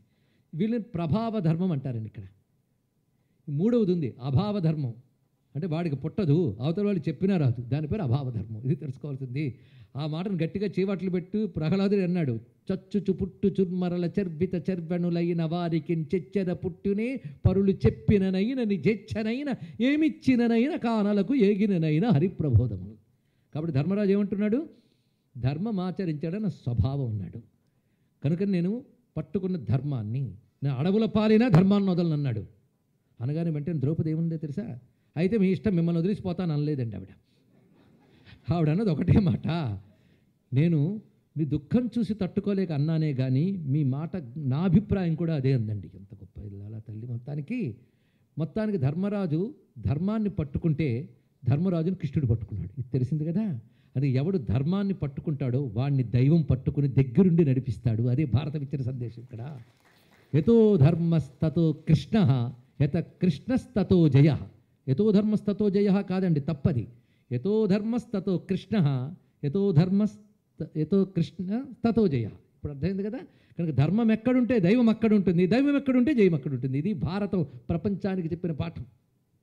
ఇది గ్రహించవలసిన అంశం. అందుకే నేను ధర్మం చేశాను కనుక విజయం వచ్చేస్తుందని కాదు. నువ్వు ధర్మం గట్టిగా పట్టుకుని భగవంతుడు ఉంటాడు, భగవంతుడి వల్ల విజయం వస్తుంది. తెలుసుకోవాలి ఇక్కడ. అందుకే మన ధర్మానికి ఫలమిచ్చిన వాడే దైవం. అందుకే ధర్మాన్ని పట్టుకోవాలి, దైవాన్ని నమ్ముకోవాలి. ఇది రెండు గుర్తుపెట్టుకోవాలి. అదే కర్మ కిం జడం చెప్తూ చెప్పారు ఇక్కడ. కర్మ కిం ఫలం కర్మ తజ్జడం అన్నారు ఉపదేశాలలో రమణ మహర్షి. కేవలం కర్మ వల్ల ఏం సాధిస్తావయ్యా, నువ్వు కర్మ చేస్తే నీ ధర్మానికి తగ్గ ఫలితం భగవంతుడు ఇస్తాడు. అందుకే ధర్మరాజు పట్ల కృష్ణుడు ఎందుకున్నాడో తెలిసింది కదా. మొత్తం ఇంతేనండి. అందుకే అడవులు పాలైన ధర్మరాజు దగ్గరికి కృష్ణుడు ఋషులు వచ్చారు. అంతేగాని ఎలాగో పదవిలో ఉన్నాడు కదా అని చెప్పి ఒక్కడు వెళ్ళలేదు దుర్యోధనుడి దగ్గరికి. చూడండి ఇక్కడ. అందుకే ఇంటలెక్చువల్స్ ఎప్పుడు కూడా పవర్ దగ్గర వెళ్ళి భజన చేయడం కాదు, ధర్మం దగ్గరికి వెళ్ళి భజన చేయాలి. ఇది ప్రపంచానికి చెప్తున్న మాట. అందుకని ఎవడు పవర్లో ఉంటే వాడికి ఇంటలెక్చువల్స్ కాకాపడుతూ ఉంటే ప్రపంచం బాగుపడదు. అందుకే ఆనాడు ఋషులు కృష్ణుడు కూడా అడవుల పాలైన ధర్మరాజు దగ్గరికి వెళ్ళారు, కానీ రాజ్యం ఏలుతున్న దుర్యోధనుడి దగ్గరికి వెళ్ళలేదు. అందుకే ధర్మం దగ్గర పెట్టుకుంటే నీకు జ్ఞానం చెప్పడానికి ఋషులు వస్తారు, భగవంతుడు వస్తాడు. ఇంకేం కావాలి ఇక్కడ. అంతా అయిపోయింది. నా ప్రవచనం కూడా పూర్తి చేస్తూ ఉన్నాను. లక్ష్మణరావు గారు చెప్పిన టైము లిమిటేషన్ పెట్టుకునే మాట్లాడుతున్నాను. చిట్ట చివరి ఘట్టానికి వెళ్ళిపోతాం, యుద్ధానికి. అక్కడికి యుద్ధం కంటే ముందు, యుద్ధం డిక్లేర్ అయిపోయాక సహాయం కోసం ముందు రేపు వెళదాం అనుకున్నట్టు అర్జునుడు కృష్ణుడి దగ్గరికి వెళ్ళి యాదవ వీరులందరినీ యుద్ధంలో తన వైపు సహాయం కోసం, పాండవుల వైపు సహాయం కోసం వెళదాం అనుకున్నాడు. ఎవరు? అర్జునుడు. ఆయన ఆ ప్లాన్ వేసాడని ముందే తెలిసిపోయింది దుర్యోధనుడికి. ఆయనకంటే ముందు ఈయన బయలుదేరిపోయాడు. ఎవరు? దుర్యోధనుడు. అసలు ఈ ఘట్టంలో మొత్తం మన బ్రతుకంతా పెట్టేశాడండి వ్యాసుడు. బయలుదేరాడు. ఎవడు? దుర్యోధనుడు ముందు వెళ్ళాడు. వెళ్ళేటప్పటికల్లా కృష్ణుడు నిద్రపోతున్నట్ట. అసలు నిద్ర ఏం నిద్ర ఆయనకి తెలియాలి. అక్కడ కృష్ణుడు నిద్రపోతూ ఉంటే ఆ శయ్య ఉన్నది. ఆ శయ్యకి పాదం వైపు ఒక ఆసనము, తల వైపు ఒక ఆసనం ఉన్నది. ఇది అందరికీ తెలిసింది కదా. అదే నాకు కావాలి. తెలిసినట్టు కనిపించే దాంట్లో తెలియంది ఒకటి ఉంది, అది చెప్పడం కోసం. తల వైపు ఒక ఆసనం, పాదం వైపు ఒక ఆసనం ఉంది. ఈయన వచ్చాడు. ఈయన పాదం దగ్గర కూర్చుంటాడు, తల దగ్గరికి వెళ్ళి కూర్చుంటాడు అనుకుంటే అహంకారం అండి. తిన్నగా తల దగ్గర ఉన్న ఆసనంలో కూర్చున్నట్ట. లేచినప్పుడు మాట్లాడదామని. కొంతసేపటి తర్వాత వచ్చాడు అర్జునుడు. వచ్చినవాడు సీటు కోసం వెతుక్కోలేదు. ఆయనకంటూ ఉన్న సీటు అక్కడే ఉంది అనుకున్నాడు మహానుభావుడు. ఆ పాదాల దగ్గర నిలబడిపోయాడు. కూర్చోలేదు కూడా మహానుభావుడు. అలా ఉన్నాడు. కొంతసేపటి కృష్ణుడు కళ్ళు తెరిచెట్ట. కళ్ళు తెరవగానే నేచురల్లీ ఎవరి వైపు చూస్తాడండి? పాదాల దగ్గర ఎవడున్నాడు వాడి మీద చూపు పడింది. దీన్ని బట్టి అహంకరించే వాడి పట్ల కాకుండా అహంకారాన్ని వదిలి ఆశ్రయించిన వాడిపైనే భగవంతుడు మొదటి చూపు పడుతుందని తెలుసుకోవాలి ఇక్కడ. అందుకే పాదాల దగ్గర ఉన్నటువంటి అర్జునుడిని ముందు చూశాడు. చూసిన వెంటనే ఎప్పుడు వచ్చావు అని అడిగట్ట. అంటే పలకరింపు కూడా ఆయనకి ఫస్ట్. తర్వాత ఇటు తిరిగాడు. ఓ నువ్వు వచ్చావా బావా, కూర్చోండి అన్నాడు. ఎందుకు మీరిద్దరు దేనికోసం వచ్చారో చెప్పండి అన్నాడు. ఇద్దరు ఒకే పర్పస్, ఒకే ప్రయోజనం కోసం వచ్చారు. ఏమని? మొత్తం నువ్వు నీ సైన్యం మాకు కావాలి. ఇది ఎందుకంటే యాదవ సైన్యం అంటే సామాన్యం కాదు. జరాసంధుడు మొదలైన వాళ్ళని గడగళ్ళాడించిన సైన్యం. ఆ రోజుల్లో గొప్ప ఆర్మీ అండి అది. అది యాదవ సైన్యం మా వైపు కావాలి. నా వైపు కావాలంటాడు దుర్యోధనుడు, నా వైపు కావాలంటాడు అర్జునుడు. ఇప్పుడు వచ్చింది చిక్కు. వెంటనే కృష్ణుడు చిక్కుముడిని విప్పే ప్రయత్నం చేస్తున్నాడు. కొంచెం ఇక్కడ ఏకాగ్రంగా విందాం. ఆయన ఒక పెద్ద కాజు పెట్టాడండి. ఇద్దరు ఒకే దానికోసం వచ్చినప్పుడు నేను ఎవరికి ఒకరికి ఇవ్వాలి, ఇద్దరికి ఎలా ఇస్తా? కానీ ఇద్దరిని ఒట్టి చేతులతో పంపించిన ఇష్టం లేదు. కాబట్టి ఒక చిన్న కండిషన్ పెడతాను. నా సైన్యం అంతా ఒకవైపు, నేను ఒక్కడిని ఒకవైపు. ఇందులో ఒకరొకరు కోరుకుంటే మిగిలింది ఇంకోరు దక్కుతుంది. ఇప్పుడు ఎవరు మొదలు కోరుకుంటాడో వాడి మీద ఆధారపడింది. అంతే కదా. ఎవరికి ఛాన్స్ ఇస్తాడా అని ఇద్దరు చూశారు. కానీ కృష్ణుడు ఛాన్స్ ఇచ్చింది అర్జునుడికి. మొట్టమొదటి ఛాన్స్. నువ్వు ఏది కోరుకుంటావో కోరుకో, మిగిలింది ఈయనకి ఇచ్చేస్తానన్నాడు. అనగానే ఆ దుర్యోధనుడికి మహాకోపం వచ్చింది. ఎంతైనా కృష్ణుడు పాండవ పక్షపాతి. ఈ అర్జునుడు ఏం తెలివి తక్కువవాడా? ఏం కోరతాడండి? సైన్యాన్ని. కథ విన్నాకొద్దు, ముందు చెప్పండి. సైన్యాన్ని కోరుతాడు. ఎవడైనా మనమైతే ఎక్కడ కొడతాం ముందు చెప్పేసేయండి. మన అర్జునుడి వైపా దుర్యోధనుడి వైపా? ఉన్నమాట చెప్పేసేద్దాం. మానవుగా అక్కడ దుర్యోధనులాగా ఆలోచిస్తాం. కానీ మొదటి ఛాన్స్ అర్జునుడికి ఇచ్చాడు, ఆయన నీ ఇష్టం కోరుకో అని. వెంటనే మహానుభావుడు ఏం కోరుకున్నాడు తెలుసా? నాకు నువ్వు సైన్యం కలిపి కావాలని వచ్చాను, నువ్వు చాయిస్ పెడితే మాత్రం నాకు నువ్వే కావాలి అన్నాడు. ఎంత అందమైన మాట చూడండి ఇక్కడ ఉన్నది. నువ్వు ఒక్కడివి చాలన్నాడు. ఇక్కడ జాగ్రత్తగా ఆలోచించి కోరుకున్నావా? నేను ఒక్కడిని వచ్చానంటే నీకు తెలుసు నేను యుద్ధం చేస్తే అవతల వాడు నిలబడాడండి, అందుకే ముందే చెప్తున్నా యుద్ధం చేయను, ఆయుధం పట్టను, తెలుసా నీకు అన్నాడు. నువ్వు ఆయుధం పట్టకపోయినా సరే నువ్వు నాతో ఉండు, నా రథాన్ని నడుపు చాలన్నాడు. ఇక్కడ వెంటనే దుర్యోధనుడు అనుకున్నాడు, కృష్ణుడు ఎంత వంచన చేద్దామనుకున్నా ఆయన తీసుకుని కూతురు ఆయన పడిపోయాడు, సైన్యం అంతా నాకే దక్కింది, అర్జునుడికి ఏం దక్కలేదు అన్నాడండి. ఇక్కడ వెంటనే కృష్ణ ఇంక చేసేదేముంది, నీ సైన్యం అంతా నాదేగా, వెళ్ళొస్తున్నాడు, మంచిది బాబు వెళ్ళన్నాడు. ఇక్కడ ఇప్పుడు ఇందులో తెలివైన వాడు ఎవరో మీరు డిసైడ్ చేయండి. ఎవరు? అర్జునుడు కదా. ఎలాగా? ఇప్పుడు మనం ఆ ప్లేస్లో ఉంటే ఏమిటనేది ఆలోచించాం చూడండి. అది అప్లై ప్రతి రామాయణ భారతాలు మనం అప్లై చేసుకుంటే ఎలా అర్థమవుతుందో చూడండి. ఇక్కడ కృష్ణుడు అంటే భగవంతుడు, సైన్యం అంటే ఆయన చెప్పినట్టు వినేది, అంతే కదా. అంటే ఆయన కంట్రోల్లో ఉన్నది. ఇప్పుడు ఆలోచిద్దాం, భగవంతుడు ఆయన కంట్రోల్లో ఉందంటే అర్థం ఏంటి? నేచర్. మనం ఏది కావాలన్నా నేచర్ నుంచో కోరుకుంటున్నాం. సంపద, దాని తర్వాత ఆరోగ్యము, పుష్టి, చుట్టూ జనం అంతా ప్రపంచంలోంచే. కనుక ప్రపంచం అంతా ఏమైంది? ఆయనకి సైన్యం. ఇప్పుడు నీకు భగవంతుడు కావాలా, ప్రపంచం కావాలా? చెప్పండి నిజంగా. ఇప్పుడు మన దుర్యోధనుడి వైపు అర్జునుడి వైపు తేలిపోతుంది. ముందు ప్రపంచం పని అయిపోయినాయండి, తర్వాత ఆలోచిద్దాం. ఇది అవదు, ఆయన దొరకడం. ఎందుకంటే ఇది అయిపోయాక అది చూద్దాం అనేవాళ్ళు ఎలాంటి వాళ్ళు నేను చెప్పలేదు, అన్నమయ్య చెప్పాడు. కడలుడిపి నీరాడగా తలచువారలకు కడలేని మనసునకు కడమ ఎక్కడిది. ఒక ఆయన సముద్రం దగ్గరికి వెళ్ళాడు, అలా కూర్చున్నట్ట. ఎందుకు నాయన వచ్చావంటే స్నానం చేద్దామని. మరి స్నానం చేయట్లేదు ఎందుకంటే తరంగాలు తగ్గేకి స్నానం చేద్దామన్నట్ట. ఇది తగ్గేది ఎప్పుడు, స్నానం ఎప్పుడు చేస్తావే బాబు అన్నాడు ఇక్కడ. కనుక ఈ ప్రపంచపు దాహం తీరేది ఎప్పుడు, భగవంతుని తెలుసుకునేది ఎప్పుడు? ఈ ఆఫ్టర్ రిటైర్మెంట్ అనే వాళ్ళందరూ ఈ కేటగిరీ అండి. ఆఫ్టర్ రిటైర్మెంటు అని నేను ఎందరిని చూశాను, ఆఫ్టర్ రిటైర్మెంట్ గిటేనండి అని, తర్వాత ఎటో పోయారు వాళ్ళు. కనిపిస్తుంటుంది మనకు లోకల్లో. కనుకనే ఎంత రిటైర్మెంట్ అయినా ఇంకా వచ్చే అవకాశం ఉంటుందని ప్రపంచ దేవుళ్ళు ఆడేవాళ్ళని ఎంతమందిని చూసేవో తెలుసుకోండి ఇక్కడ. అందుకు మనం దుర్యోధనుడి వైపే. కథలో మాత్రం అర్జునుడిని మెచ్చుకుంటాం, కానీ ఇంకోళ్ళు ఉన్నారు. వాళ్ళు ఎలాంటి వాళ్ళంటే, నాకు నువ్వు కావాలి, ప్రపంచం కావాలి. ఇది కొంత నయమండి. కనుక నువ్వు ప్రపంచం అంటే భగవంతుడు ప్రపంచం రెండూ కావాలి. కొన్ని రెండిట్లో ఏదో ఒకటి సాక్రిఫైస్ చేసుకోవాల్సి వస్తే అప్పుడు క్వశ్చన్. ఆ క్వశ్చన్ వస్తే తడుముకోకుండా నాకు నీ సైన్యం అక్కర్లేదు, నువ్వు కావాలన్నాడు. ఎంత గొప్ప మాట అండి ఇక్కడ. అంటే నాకు ప్రపంచంలో దొరికే సంపద లేకపోయినా పర్వాలేదు, నువ్వుంటే చాలు, ఇది తెలుసుకుంటే చాలు. ఇక్కడ అంటే లౌకిక సుఖాల కన్నా భగవంతుడి దగ్గర ఉండడమే చాలా అవసరం. ఒక్క ఆయన దగ్గర ఉన్నాడు అనుకో, ప్రపంచం ఎలాగో ఆయన కంట్రోల్లో ఉంది, అదంతా నీ వైపు ఉంటుంది. తెలివైన వాడు వాడండి ఇక్కడ. ఎందుకంటే కాంతి కావాలా, దీపం కావాలని అడిగితే తెలివైన వాడు ఏం అడుగుతాడండి? దీనికి ఇంత ఆలోచన. దీపం అడుగుతాడు. ఎందుకంటే దీపం ఉంటే కాంతి ఎలాగో ఉంటుంది. భగవంతుడు దీపం లాంటి వాడు, ప్రపంచం కాంతి లాంటిది. ఆలోచించండి ఇక్కడ. కాంతి లాంటి ప్రపంచం నీకు కావాలి, కానీ దీపం లాంటి భగవంతుడిని మర్చిపోకు. అందుకే పరమహంస గారు కథ చెప్పారు. ఒక ఆయన గదిలోకి వెళ్ళేట. ఆ గదిలో అప్పటికే ఉన్నాయని ఒక ఆయన అడిగాడు, ఈ గదిలో ఏమున్నాయో చెప్పగలవా అన్నాడు. నాకేం కనిపించట్లేదండి అన్నాడు. వెంటనే దీపం వెలిగించాడు. చెప్పు అన్నాడు. ఆయన చెప్పడం మొదలెట్టాడు. టేబుల్ ఉందయ్యా, ఫ్యాన్ ఉంది, ఆఖరికి టేబుల్ మీద మైక్ ఉంది, మైక్ పక్కన వాచ్ ఉంది, వాచ్ పక్కన ఈగ ఉంది. ఇన్ని చెప్పాడండి. గుండు సూదుంది, అన్నీ చెప్పాడు, కానీ అక్కడ దీపం ఉందని చెప్పలేదు. తెలుసుకోండి ఇక్కడ. అదేవిధంగా ప్రపంచంలో ప్రతి వస్తువుని చూస్తాం, కానీ ఇంత ప్రపంచాన్ని నడిపించే పరమాత్మని తెలుసుకోలేకపోతున్నామయ్యా అన్నాడు ఇక్కడ. ఎంత అందమైన మాట. అందుకే ఎవడు తెలివైనవాడు? అర్జునుడు. ఎందుకంటే ప్రపంచం ఎవరి కంట్రోల్ ఉందో వాడిని తన కంట్రోల్లోకి తెచ్చుకున్నాడు మహానుభావుడు ఇక్కడ. అందుకే ధర్మం దగ్గరున్నవాడు దైవాన్ని కోరుకుంటాడు. దైవం ఎవరి దగ్గర ఉంటుందో వాడికి విజయం లభిస్తుంది. అందుకని నా బ్రతుకు రథాన్ని నువ్వే నడపవయ్యా అని అప్పగించాడు మహానుభావుడు ఇక్కడ. అప్పుడు అటు ఇటు కాకుండా ఎటు వెళ్ళాలో అటు నడుపుతూ ఉన్నాడు పార్థసారథి.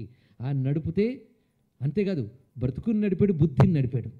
బ్రతుకుని నడిపితే కురుక్షేత్ర యుద్ధం, బుద్ధిని నడిపితే భగవద్గీత. తెలుసుకోండి ఇక్కడ. అందుకే కృష్ణుణ్ణి ఎంచుకుంటే దొరికింది ఏమిటయ్యా అంటే భగవద్గీత దొరికింది. ఇంకేం కావాలి ఇక్కడ? బుద్ధికి పనికొచ్చే జ్ఞానం ఇచ్చాడు. కృష్ణం వందే జగద్గురు. ఇంకేం కావాలి? నీ పని నువ్వు చెయ్యి. ఎంత గొప్పగా చెప్పాడు. ఏ పని తక్కువ కాదు, నీ పని నువ్వు చెయ్యి. ఆ చేసే పని నేను ఇచ్చిన శక్తితో చేస్తున్నావు, నాకు ప్రీతికరంగా చేస్తున్నావు, ధర్మమని చేస్తున్నావు అని చెయ్యి. ఆ పని నీకు జ్ఞానాన్ని ఇస్తుంది, ఆ పని నీకు పొందవలసిన దాన్ని పొందిస్తుంది. సృష్టిలో ఏది ఎక్కువ పని లేదు, తక్కువ పని లేదు. అందుకని నేను యుద్ధం చేయకుండా వెళ్ళి జపం చేసుకుంటాను వీల్లేదు. నువ్వు యోధుడివి, నువ్వు యుద్ధం చేయాలి. యోధుడికి యుద్ధం చేయడం ధర్మం, ఎవడి పని వాడికి. కానీ ఏదో తక్కువ పని ఏమీ లేదయ్యా. శ్రేయాన్ స్వధర్మో విగుణ పరధర్మాత్ స్వనిష్ఠితాత్ స్వధర్మే నిధనం శ్రేయ పరధర్మో భయావహ. సృష్టిలో ఏదీ తక్కువ కాదు. కనుక నీ ధర్మాన్ని నువ్వు తక్కువ చేసుకోకు, పరధర్మం గొప్పదనుకోకు, నీ ధర్మం నువ్వు పాటించి. ఇదొక్కటి చెప్తే ప్రపంచంలో ఇంతకంటే హార్మోని ఇవ్వగలిగిన మాట ఉండదండి.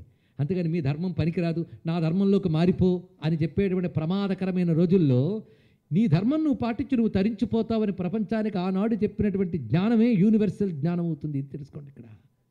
అది కృష్ణ పరమాత్మ బోధించాడు. అంతేకాదు హ్యూమన్ టార్గెట్ ఎలా జీవించాలంటే దుఃఖేష్వను ద్విగ్నమన సుఖేషు విగత స్పృహ వీతరాగ భయక్రోధ స్థితధీర్ మునిరుచ్యతే. అంత గొప్ప మాట చెప్పాడు ఇక్కడ. దుఃఖాలు కలిగినప్పుడు కృంగిపోకు, సుఖాలు కలిగినప్పుడు పొంగిపోకు, రాగము ద్వేషము భయము క్రోధము జయించు. అటువంటి వాడిని స్థితప్రజ్ఞుడు అంటారు. అది మనకు టార్గెట్ కావాలి. ఇది కేవలం రిటైర్ అయిన తర్వాత స్థితప్రజ్ఞుడు ఎవడిని ఉద్ధరిస్తాడు చెప్పండి ఇక్కడ. కనుక స్థితప్రజ్ఞుడు ఎవరు? నా యుద్ధం అంతా అయిపోయిందయ్యా, రిటైర్ అయిపోయాను, నాకు చెప్పు అని మర్రి చెట్టు దగ్గరికి వెళ్ళి కృష్ణుని అడగలేదు. యుద్ధం చేయడానికి వెళ్ళి గాంధీవం పారేసుకున్నటువంటి జార్చేసినటువంటి అర్జునుడికి గీతా బోధ చేశారు. అంటే ఎవడు కర్తవ్యంలో ఉంటాడో వాడికి భగవద్గీత, అంతేగాని కర్తవ్యాలు వదిలేసి రిటైర్ అయిన వాడికి కాదు. తెలుసుకోండి ఇక్కడ. అందుకే ఇక్కడున్న ప్రతి యువకుడికి భగవద్గీత కావాలి ఇక్కడ. ఇది తెలుసుకోండి. భగవద్గీతలో సైకలాజికల్ ట్రీట్మెంట్ ఉంది తెలుసా మీకు? అసలు సైకలాజికల్ ప్రాబ్లమ్స్ ఎలా వస్తాయో చెప్పాడు. జాయతో విష్యాన్ పుంసః సంగత్ సేతూపజాయతే సంగాత్ సంజాయతే కామ కామాత్ క్రోధోపజాయతే క్రోధాత్ భవతి సమ్మోహ సమ్మోహ స్మృతి విభ్రమ స్మృతిభ్రంశాత్ బుద్ధినాశో బుద్ధినాశాత్ పరచ్యతి. అది అనలైజ్ చేసి చెప్తే పెద్ద ఒక సైకాలజిస్ట్ ఎలా చెప్తాడో అంత చక్కగా చెప్పాడు ఇక్కడ. మొత్తానికి సౌండ్ మైండ్ అండ్ సౌండ్ బాడీవే ఆధ్యాత్మికత, అది ఇస్తుంది భగవద్గీత. కనుక 90 ఏళ్ళు వచ్చాక ఇప్పుడు ఏ గ్రంథం చదవాలండి అని అడిగేమంటే మన పరిస్థితి ఏమిటో ఆలోచించండి ఇక్కడ. బ్రతుకు బాగుపడ్డానికి ఏం చెప్తున్నాడో చూడండి ఇక్కడ. అందుకు భగవద్గీత అనగానే జార్చేసిన గాంధీవాన్ని తిరిగి తీసుకున్నాడు. ఎత్ర యోగేశ్వర కృష్ణో ఎత్ర పార్థో ధనుర్ధర తత్ర శ్రీర్విజయో భూతి ధ్రువాని తిర్మ తిర్మమ. శ్రీ విజయ భూతి అంటే ఏంటో తెలుసా? మోక్షం కాదు. శ్రీ అంటే సంపద, విజయం అంటే సక్సెస్, భూతి అంటే ప్రాస్పరిటీ. ఈ మూడు నీకు కావాలి అంటే రెండు ఉండాలట. యోగేశ్వరుడైన కృష్ణుడు, ధనుస్సు ధరించిన అర్జునుడు. ధనుస్సు వదిలేసిన అర్జునుడు కాదు, ధనుస్సు ధరించిన అర్జునుడు. అంటే ఏంటో తెలుసా? ఈ కాంబినేషన్ చూడండి. యోగీశ్వరుడైన కృష్ణుట్ట. యోగం అంటే జ్ఞానం, అంటే ఏది సరి అయిన జ్ఞానము ఇచ్చేది భగవంతుడు, ఆయన ఉండాలి. అందుకే మన పని మనం చేస్తూ ఉన్నా మనకు సరి అయిన ఆలోచన సరి అయిన సమయంలో స్ఫురించాలండి. అందుకే మన ముందు ఒకటి సక్సెస్ అయిపోతాడు, నువ్వు ఎలా సాధించావరంటే ఇలాగంటాడు, అయ్యో నాకు తోచలేదండి అంటావు వెంటనే ఇక్కడ. అంటే ఎంత చదువుకున్న టైంకి ఏది స్ఫురించింది అదే కదా, అదే భగవంతుడు. తెలుసుకోండి ఇక్కడ. అందుకే కర్ణుడి రథం అర్జునుడి రథం రెండు ఫేస్ చేసేట యుద్ధంలో. ఇది ఒక అద్భుతమైన సందర్భం ఇది. అందులో కర్ణుడికి సారథి ఎవరు చెప్పగలరా? శల్యుడు, మహానుభావుడు. అర్జునుడికి సారథి ఇంకేముంది, మా పార్థసారథి కృష్ణుడు. కర్ణుడికి పెద్ద పెద్ద అస్త్రాలు శస్త్రాలు వెయ్యాలని చాలా నేర్చుకుని వచ్చాడు అక్కడికి. కానీ ఏం వేయాలో తెలియట్లేదు, ఆ టైంకి ఆయనకి స్ఫురించట్లేదు. కొందరు పగలు రాత్రి కష్టపడతారు, పరీక్ష రాసినప్పుడు ఒక్కడు గుర్తురాదు, ఏం చేస్తాం అక్కడ. ఆయన గారికి యుద్ధం దగ్గరకు వచ్చేప్పుడు ఏమి పనికి రాకుండా పోయాయి, ఆలోచిస్తున్నట్ట. వెంటనే శల్యుడు అన్నట్ట, ఏమిటండి ఇంత బేరాలు పలికారే, ప్రగల్భాలు పలికారే, మరి ఏమి చేతకానట్టాలని నిలబడిపోయారేమిటి అని అడిగట్ట. అడిగితే ఏం చేయనయ్యా, ఏమీ స్ఫురించట్లేదు అన్నాడు. నీకెందుకు స్ఫురిస్తుంది, నువ్వు నన్ను కూర్చోబెట్టుకున్నావు ముందు, అందుకు నీకు స్ఫురించుతుంది. మరి అర్జునుడికి ఎలా స్ఫురిస్తుందంటే ఒక గొప్ప మాట, స్ఫూర్తి అర్జున రథే తిష్టతి. ఎంత గొప్ప మాట అన్నాడు. ఆ స్ఫురణ అర్జునుడు రథంలో కూర్చుందయ్యా అన్నాడు. నీల కాంతితో రథం నడుపుతూ స్ఫురణయే భగవంతుడు. తెలుసుకోండి, సరి అయిన సమయంలో సరి అయిన ఆలోచన స్ఫురించడమే భగవంతుడు. అది స్ఫురించాలంటే నీ ప్రయత్నం నువ్వు చేయాలి. కనుక తన ప్రయత్నం తాను చేసేవాడికి భగవంతుడు సరి అయిన సమయంలో సరి అయిన ఆలోచన ఇస్తాడు. అదే ధియో యోన ప్రచోదయాత్. ఇది తెలుసుకోవాల్సిన ఆంతర్యం, ఇది గ్రహించవలసిన అంశం. అందుకే హనుమంతుడు మొత్తం లంకలో విజయం సాధించుకొచ్చి రాముడితో మాట్లాడుతూ ఒక మాట అంటాడు, నేను వెళుతూ ఉన్నప్పుడు త్రోవలో మైనాకుడు ఎదురయ్యాడు, నన్ను ఇలా అడిగాడు, అప్పుడు ఆయనతో ఇలా మాట్లాడాలని తోచింది. మాటిమాటిగా చెప్తాడండి. ఆ సమయంలో రాక్షసులు నా మీదకి వచ్చారు, వాళ్ళని ఇలా కొట్టాలని నా మనస్సుకు తోచింది. అంటే తోచింది అన్నాడు తప్ప చేశానని లేచారండి ఇక్కడ. ఆ టైంకి అలా స్ఫురింపజేసింది. ఇది తెలుసుకోవాలి ఇక్కడ. మన ప్రయత్నం మనం చేస్తే భగవంతుడు స్ఫురింపజేస్తాడు. అందుకే స్ఫురింపజేసే కృష్ణుడు ప్రయత్నశీలుడైన అర్జునుడు. ఎత్ర యోగేశ్వర కృష్ణ ఎత్ర పార్థో ధనుర్ధర.